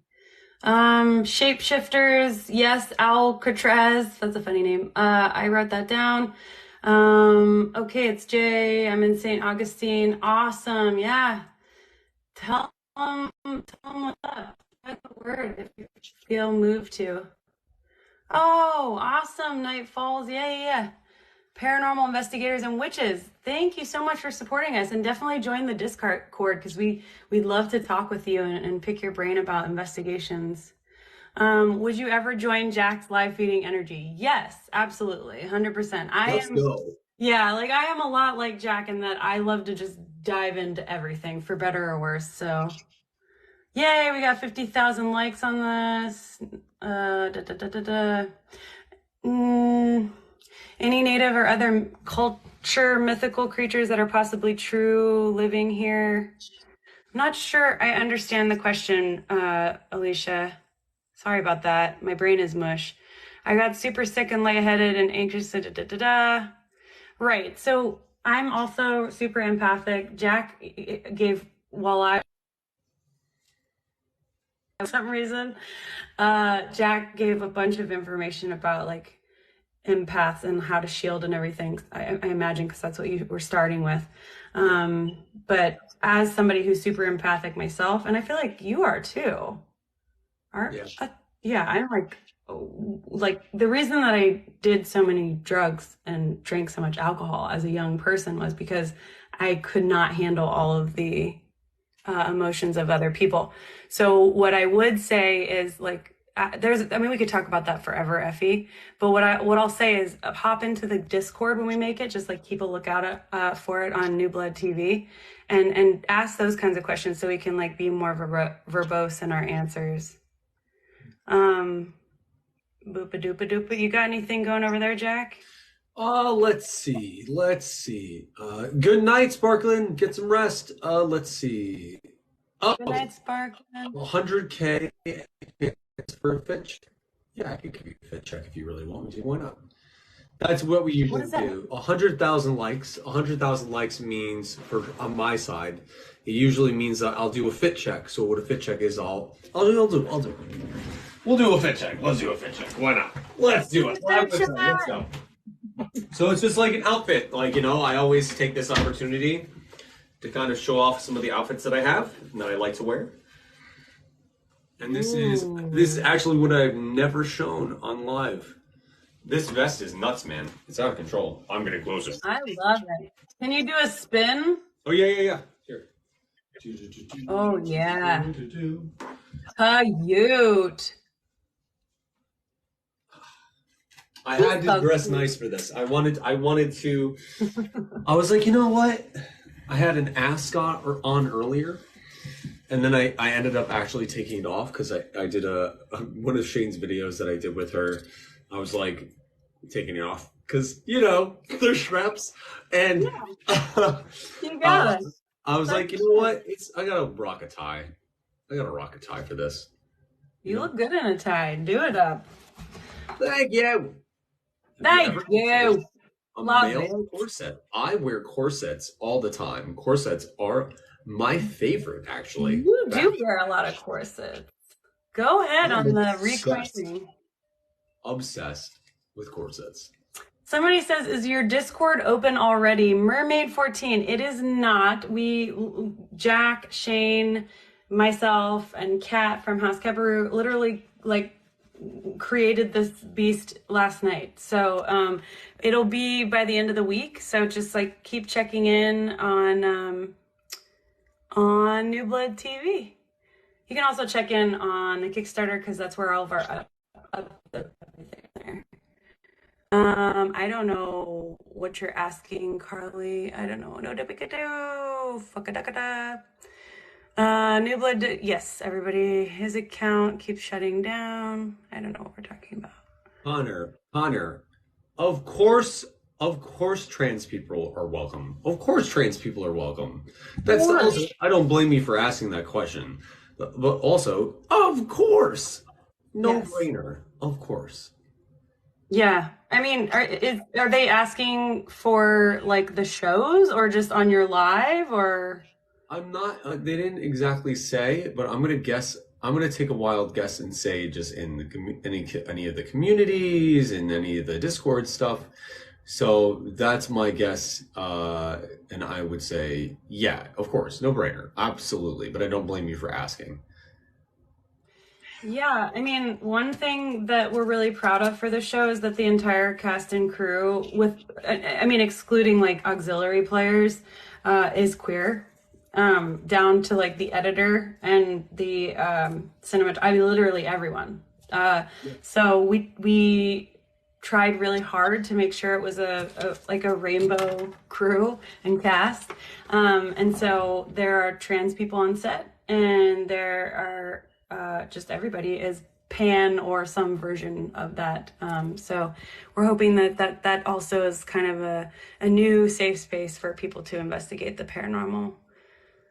Will you explore gnomes? Absolutely. I'm writing it down, but we've already kind of had a little bit of a gnome thing come up in one of the shows.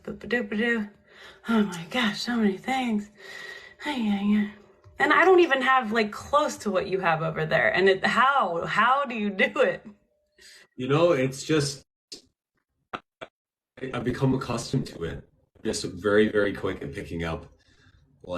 There are times, so we've played these games where I will have them either we'll do a choose your own adventure thing, or we'll do and I'll do improv storytelling or improv. They tell me what to say. They'll tell me phrases and things they want to hear and what different characters I do or different voices. So that actually trains my brain to really learn how to sift through the comments very, very quickly.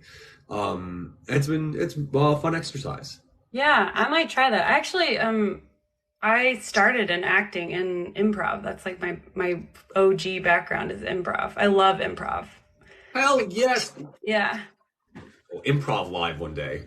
Yeah, I would love that.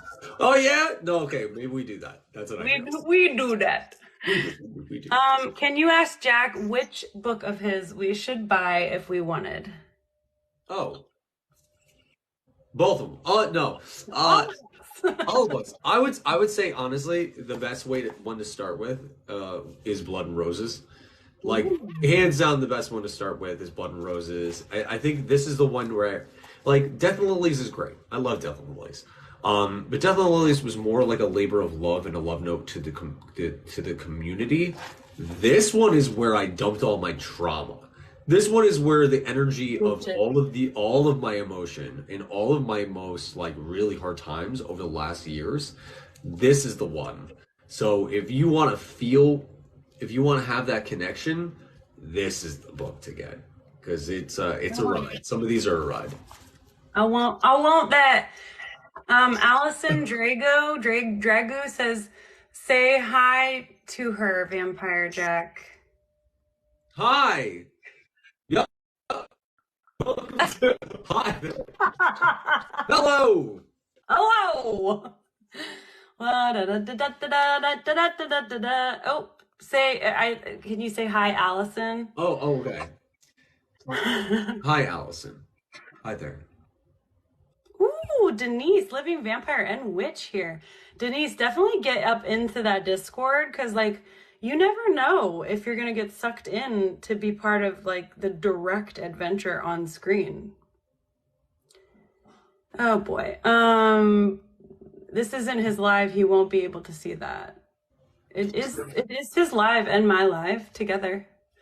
My sweet baby angel faces. Oh, I can't. You go for a while. They're so funny. Hello, Victoria. Hello, Jacqueline. How are you all doing? Jack, how did you know you were a vampire? And do you know Jacob the werewolf? Yeah, Jacob and I hang out like every Tuesday. He's just constantly saying, it's like constantly where he's talking about Bella, and I'm just like, Jacob, you gotta, listen, it's been years, man. It's been years, you know? Really you gotta let it go. You gotta let it go, Jacob, okay? No, how did I know I was a vampire? I had what is known as a vampiric awakening, which was my moment of knowing. There were a lot of things around me, though. I don't go into full detail because one of the things that I try not to do is create a sympathetic vampire. It is important to always kind of keep in mind that energy has a very potent effect, and a lot of times when talking about this, somebody can really kind of snag onto that. So it's important to kind of, be safe. There are definitely a lot of spiritual things that happen around you, sometimes with actual spirits, which was part of my awakening, which was still to this day boggles my fucking mind. But there will also be moments of, for many, memories from past lives, things that you can't place where they come from, as well as a certain hunger. But that's neither here nor there. Jack, question for you on my side. Do you know when you're pulling negative energy? Oh, fucking yes. Literally every single time. There is not a moment when I take negative energy where I'm like, oh yeah, I totally missed that. It is like, yes, the spicy meatball. I know exactly what this is. So glad. I'm so happy. It definitely isn't like a bad thing. It definitely can be processed. That's something we specialize in. But, there is a limit, at least I've noticed for me, until I start going like this. And I'm like, this sucks. This is a shitty feeling. I don't like this. I don't like this. Get me off the ride. I don't want to be on it anymore. Yes.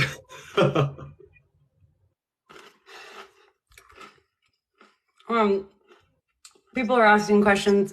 People are telling me a lot about how great they felt after the experiment you did. Yeah. Which was such a cool idea, really. This person says, whenever I meditate, I cry so much. I'm not sure why. Is there some sort of release that's happening? Oh my gosh. So that's a great question. As somebody who has a extensive background in meditation, it's brutal. Especially when you go to the deeper levels. I'd have to know what kind of meditation you're doing, but there's something that happens when you dig into your inner layers. All day long, we're being stimulated by everything. And when you, if you're not dealing with things and constantly being stimulated, and you go within, there's this like stuff that you've just been accidentally like packing in there and suppressing, like kind of a squirrel with nuts in his cheeks, and it tends to come out. So it's very, very normal to cry when you meditate, and that actually means that you're doing it right, and you should keep doing it, even though it's probably annoying and maybe painful. That is exactly the right way to do it.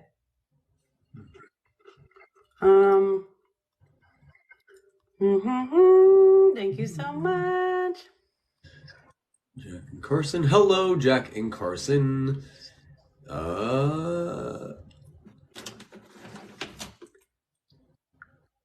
When am I going to do another experiment? Listen, honestly, to be completely honest with you right now, I actually got fed tonight. So I'm in a good place. But probably do another experiment when, like I said earlier, I think it's really important that while this is like fun and new, I think that this is new territory, and I don't want there to be any adverse effects.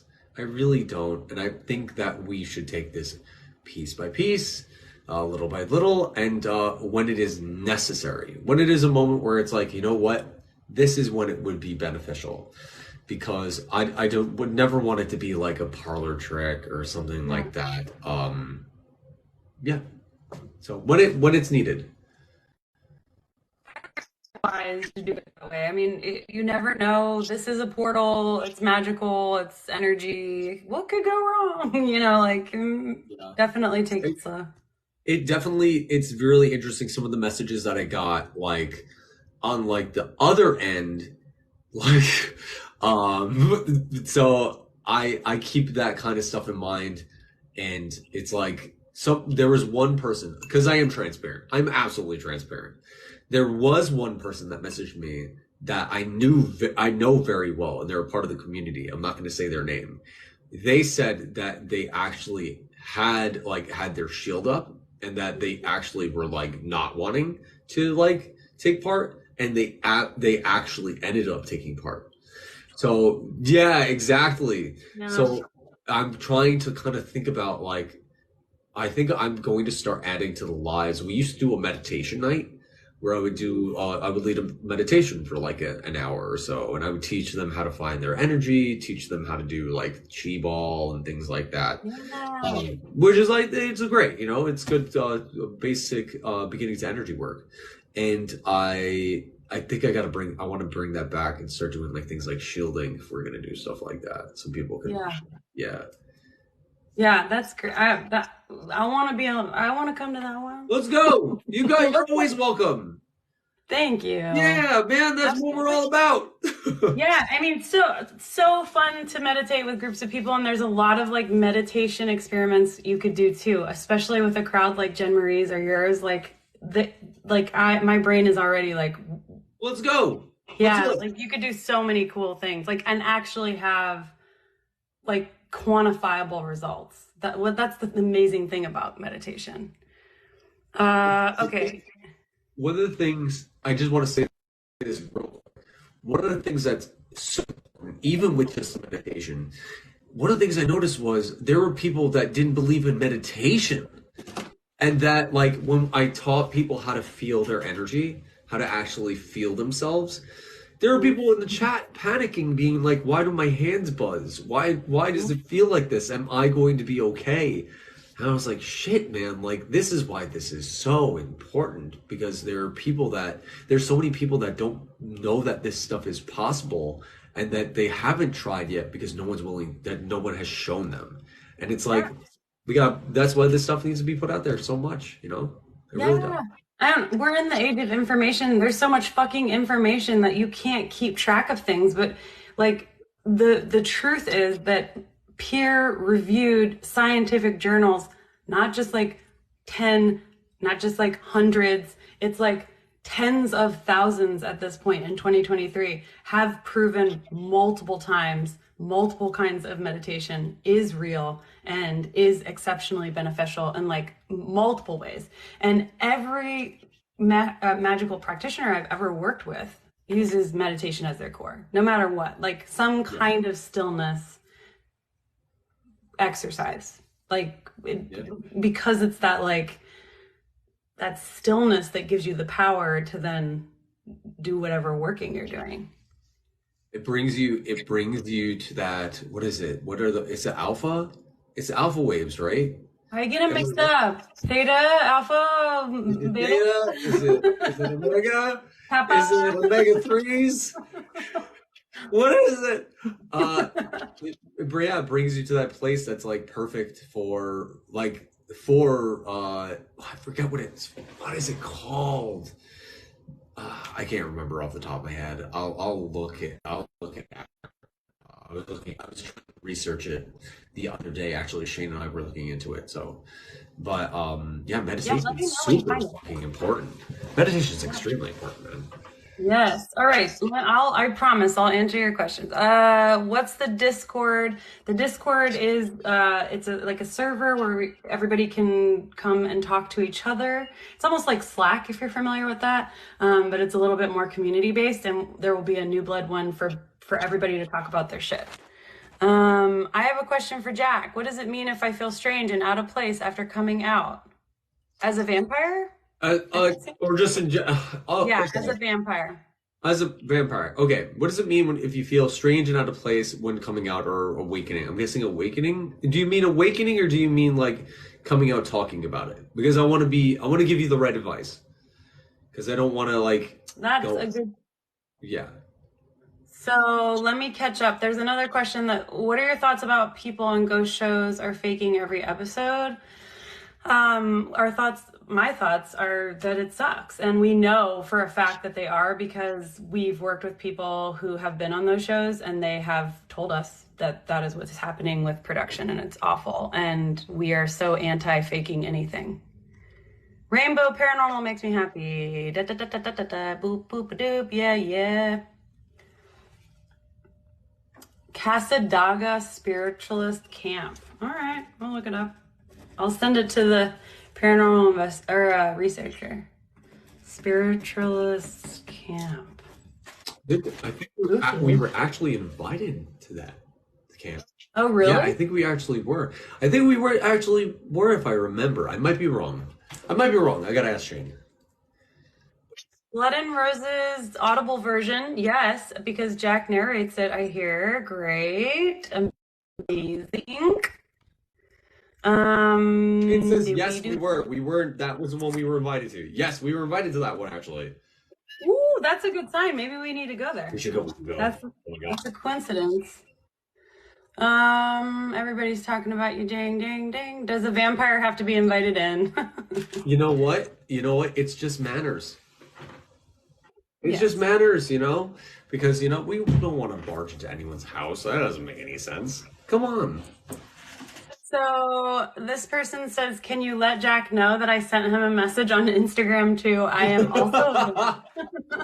Yeah, I know. This is like perfect because I have a smaller platform, so people are like, "Oh, we can get to Jack."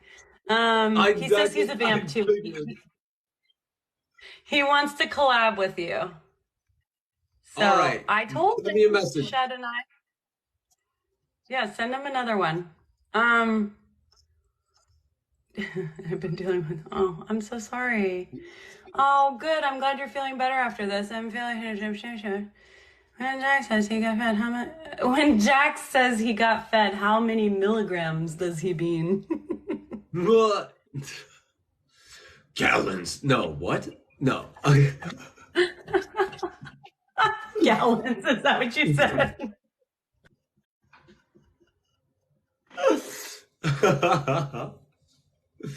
Oh. Oh no. Did it freeze? Uh-oh. Oh, we're back. Okay. We're back. Jen Marie goes, she's still in here and she goes, Not me processing the FOMOs for needing to jump off this live. We should, Jimbery, we should do another one. We should do more. Yes, Jimbery, we love you. Are you guys going to go over dreams? Alicia, absolutely. And one of the things that you get when you go to Inspiration House to do like actual energy work with Michelle is a little Inspiration House journal, and that's to keep your dreams in there. Doopy doopy doop, boop da ba ba doop bang. Okay. Don't mind me, guys. Don't mind me. He's taking his clothes off, guys. This is what he's doing off. for. It's like, take it off, put it back on. Just kidding, not you. If yes, Sophie, can you please say hi, Carson? You did that. Oh my goodness. Hey, Carson. Hi, Carson. Hi, Carson. Hi, Carson. Hi, Carson. Jesus. We love you, Carson. Swaggy Lee Miller. Somebody told me. Is there blood drinking in season 1? No, there's not. In season 2, there most likely will. Like, it's probably like an 85% chance. So you should check it out. You should check out Constantine Ladding. Have you heard of that, Jack? I don't know. Oh, Constantine? I know Constantine. Constantine Ladding? Is that a place? No, that is another TikToker. Ooh, okay. We're going to check them out. Will there be live community seances? Yes. There will be. So we had one. You can see that one if you want on our YouTube. Also, I'd love to do a live seance with you and Shane if she's open to that kind of thing, or whoever. Yeah. Kickstarter only for you. Absolutely.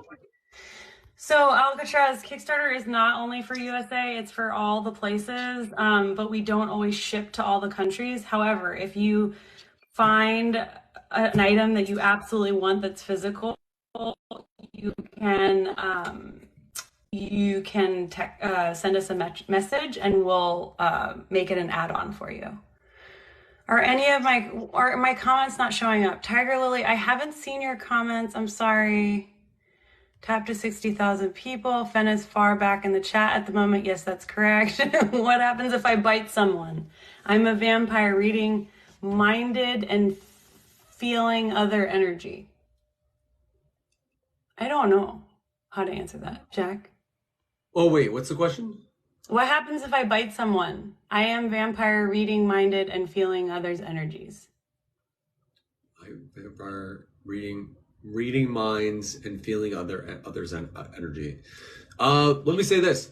What happens if you bite somebody?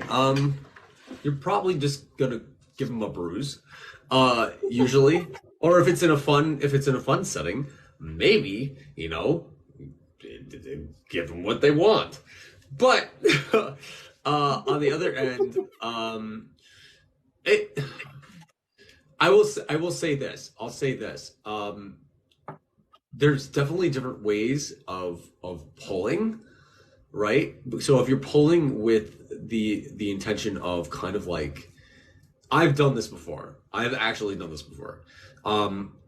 Pulling through kind of like obviously with your partner, obviously, that is also consenting donor, that obviously, but kind of like in that kind of moment, pulling from like throat chakra and biting intimately, but also through pulling through the throat is another way of getting the energy.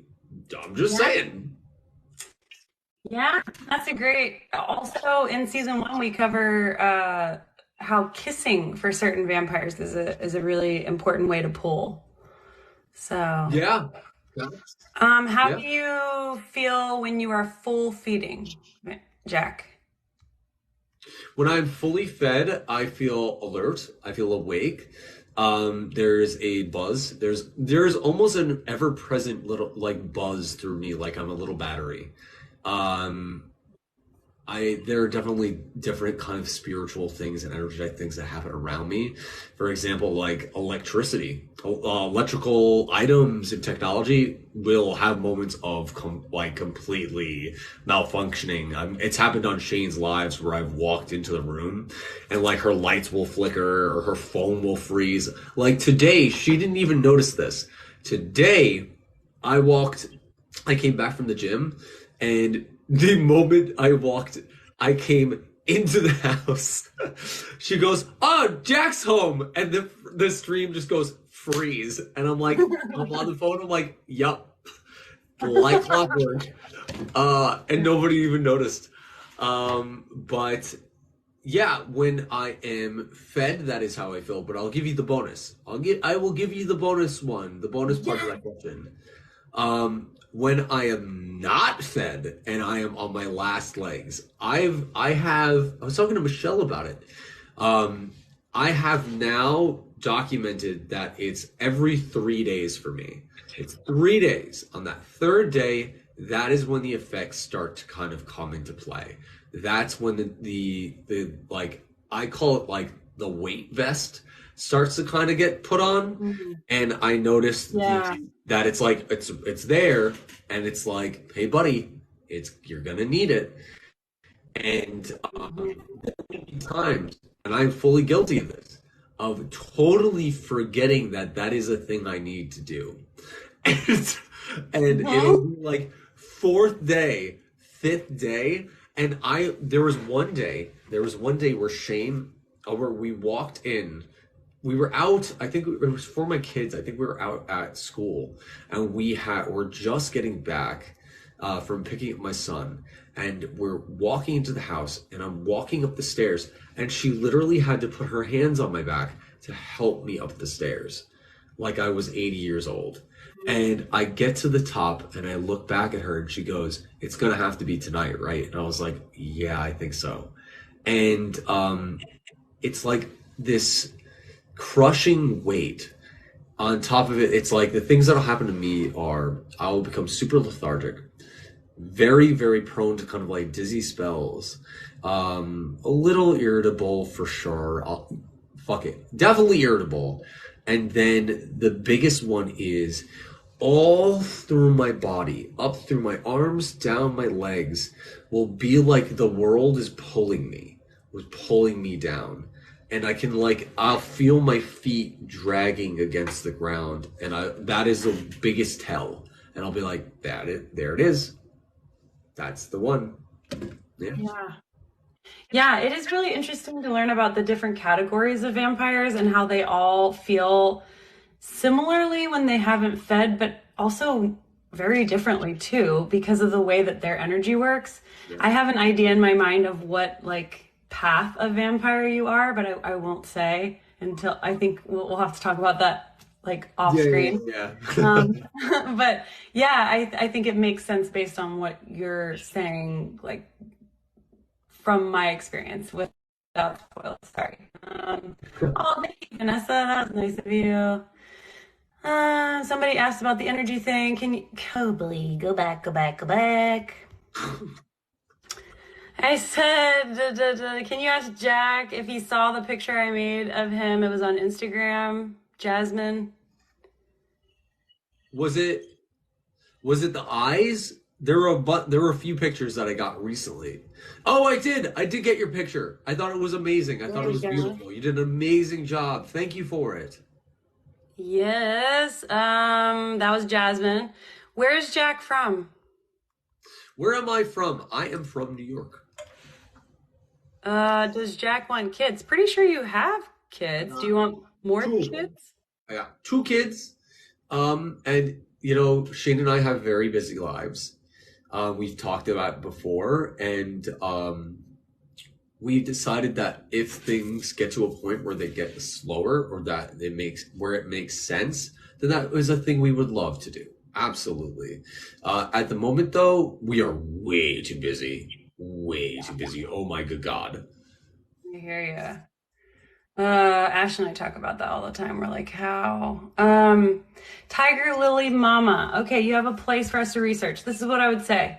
Either you can email us at newbloodtv@gmail and give us a lowdown, or you can wait and keep checking in on the Discord that's going to come up. You can see it on the website and on the Kickstarter, and then you can like actually chat with somebody connected with it about it. Serpent Mounds, yes. Yeah, definitely going to Serpent Mounds. They're already on our list. That place is fascinating. Does Shane want more kids? Yeah, we already did that. Yeah, mama, da. How do you recognize other vampires? The beacon. The beacon is The how you recognize beacon. vampires. I have an answer for this too. Okay. But you go first. So when I have felt the beacon, when I feel a beacon, it's like, it's interesting because I've also gotten beacon from other that weren't vampires before as well. But there's this intense draw, like this kind of like tractor beam magnet, and it's just like, zoom, like it's this moment of like, yeah, I know you. Like you're familiar. You're very familiar to me. And it is this like buzz, this tingle that goes through my brain. It's weird. That's how the beacon always kind of affects me. Except for this one time. There was one time, I told this story the other day, actually during the feeding live, where there was somebody that straight up, like, my mind was fully convinced they were a fairy. Like, fully convinced they were a fairy, because what I was getting in my mind was like this like sparkling energy in my head, and this white sparkles, and I was like, this can't be normal.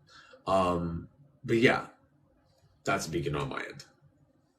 Yeah, all of that sounds really familiar. I think one that we were actually talking about last night, that the beacon often feels like you're falling in love with someone. And a lot of it is because in Western culture, we really don't understand how to have like intimacy with other people unless it's like our partner. I mean, it's something that we struggle with because we're not really taught to, because it's such an individualistic society. And so I think it gets confusing for a lot of people who identify as vampires, who feel the beacon. It feels like, oh my God, you're the most amazing thing. And then, you know, a couple of beats and you unravel that and you're like, oh, wait a second. Like, this isn't that. It's just that I actually know you from so many lifetimes that, you know, there probably are just all these lifetimes wrapped in there, not just, you know, being together intimately. And maybe you weren't at all. It's just the familiarity of like an old friend, which is fascinating. But most of the time I found that vampires are quite old, and that they have, meaning they've reincarnated a lot, and that they have been buds and uncles, and that's why Uncle Daddy kind of works for you, because like you probably were an uncle and a daddy, and so yeah, exactly, Uncle Daddy. Daddy.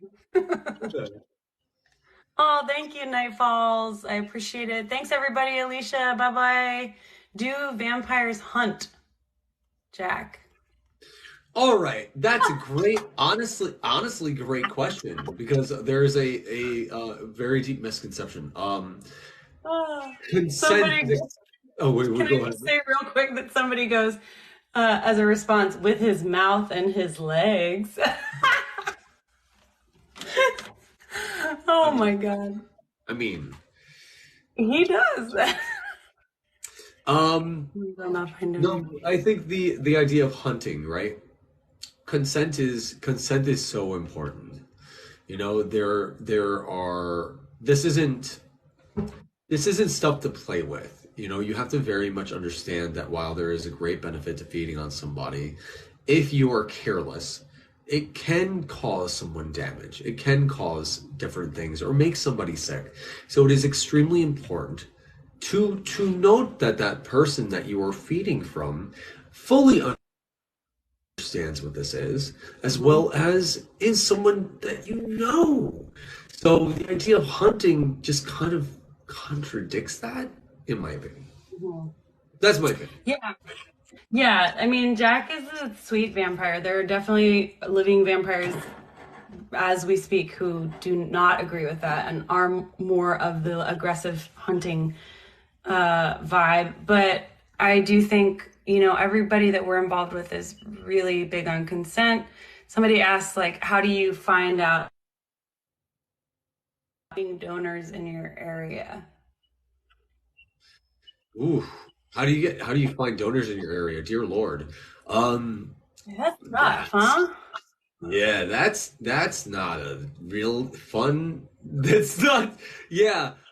Usually you're gonna find that most of the time your donors are going to be your partners if your partner is totally up for that, obviously. Of course, if your partner isn't up for that, consent is still a very big thing. They have every reason for them. If they don't want to be your donor, they don't have to be your donor. But usually that's going to be the case. Either that or they travel with the vampire community or know somebody. But it's not like this thing that, from my experience, there isn't an app. There is absolutely not an app that you pop on your phone and it's just like Donors R Us. Yeah. Yes. Yes. Bloodlink.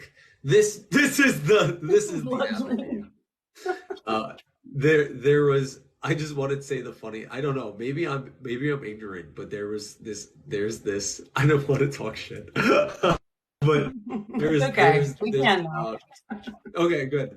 So there's this one of these vampire actors who tells people that they have that they're real, like that they say they're like 200 years old, like 300 years old. And they say that the way that they get donors is they have an app and they go through an app to get their donors. And like, I'm sitting there and I'm watching this and I'm like, wait a second. Is there an app? What the fuck? Like, am I the one out of fucking touch? What is going on? Sorry. I had to. There are like vampiric networks and shit, though, right? I mean, I would say, like, definitely look into. Okay, this is what I would say. I would say come into the Discord and ask that question, so then I can like go over to my other shit of lists and give you a bunch of places you could go to. Like, because there's a lot of like people who are really interested in being donors. Yeah. Like, big time. It's shocking the amount of people that actually are very much willing to be a donor. And I always say it on lives, like, a donor is someone that's very, like, in my opinion, rare and extremely beneficial, and they need to understand how important they are and how appreciated. Yeah, and there's something. Well, we could go all into donors and like vampires feeding on other vampires and all that. Like, that's so much. Tiger Lily says the unveiling of Jack Townsend. I do feel like that's a great, I'm not even kidding, like that's a great episode title, so we will workshop that. Let's go. The unveiling of Jack Townsend. Does he drink blood? No, but he used to. I feel like he just do the same things. He felt it with me. I don't know what you're talking about. I really don't. I don't know what that means. Fanger, the new donor app coming soon. That's so good. Oh, we could do that though. It's an idea. It actually is an idea. Take from fiction. Oh, somebody asked, what's Jack's ethnicity? Oh, all right. Here we go. All right. We just roll the sleeves. So here's my ethnicity. For those of you who have been asking, I am half African from Ghana, Benin, Togo, and Egypt. And then, glad you're sitting, I am Southeast Asian. I am Norwegian, Swedish, French, Italian, Greek, Romanian, British. Wait, there's another one. There's another one that I'm forgetting. They're absolutely Welsh. There's got it. There. Is that it? I think that's it. That's a lot. You're a mutt. Yeah, it's wild. This person says, I'm sorry, I know a lot of people in the paranormal and some of them are a little off. You thought it, not me. Jack, wait, I missed the first part because you broke up. Did you say Ghana and Egypt? Yeah. I'm half, like almost I think it's 45%. I am African from Ghana, Benin, Togo, and Egypt. Wow. So is that on your mom's side or dad's or moms and moms? I don't know what kind of parents you have. See, that's actually on my father's side. I'm adopted. So I don't know my birth father personally, but I do know my birth mother.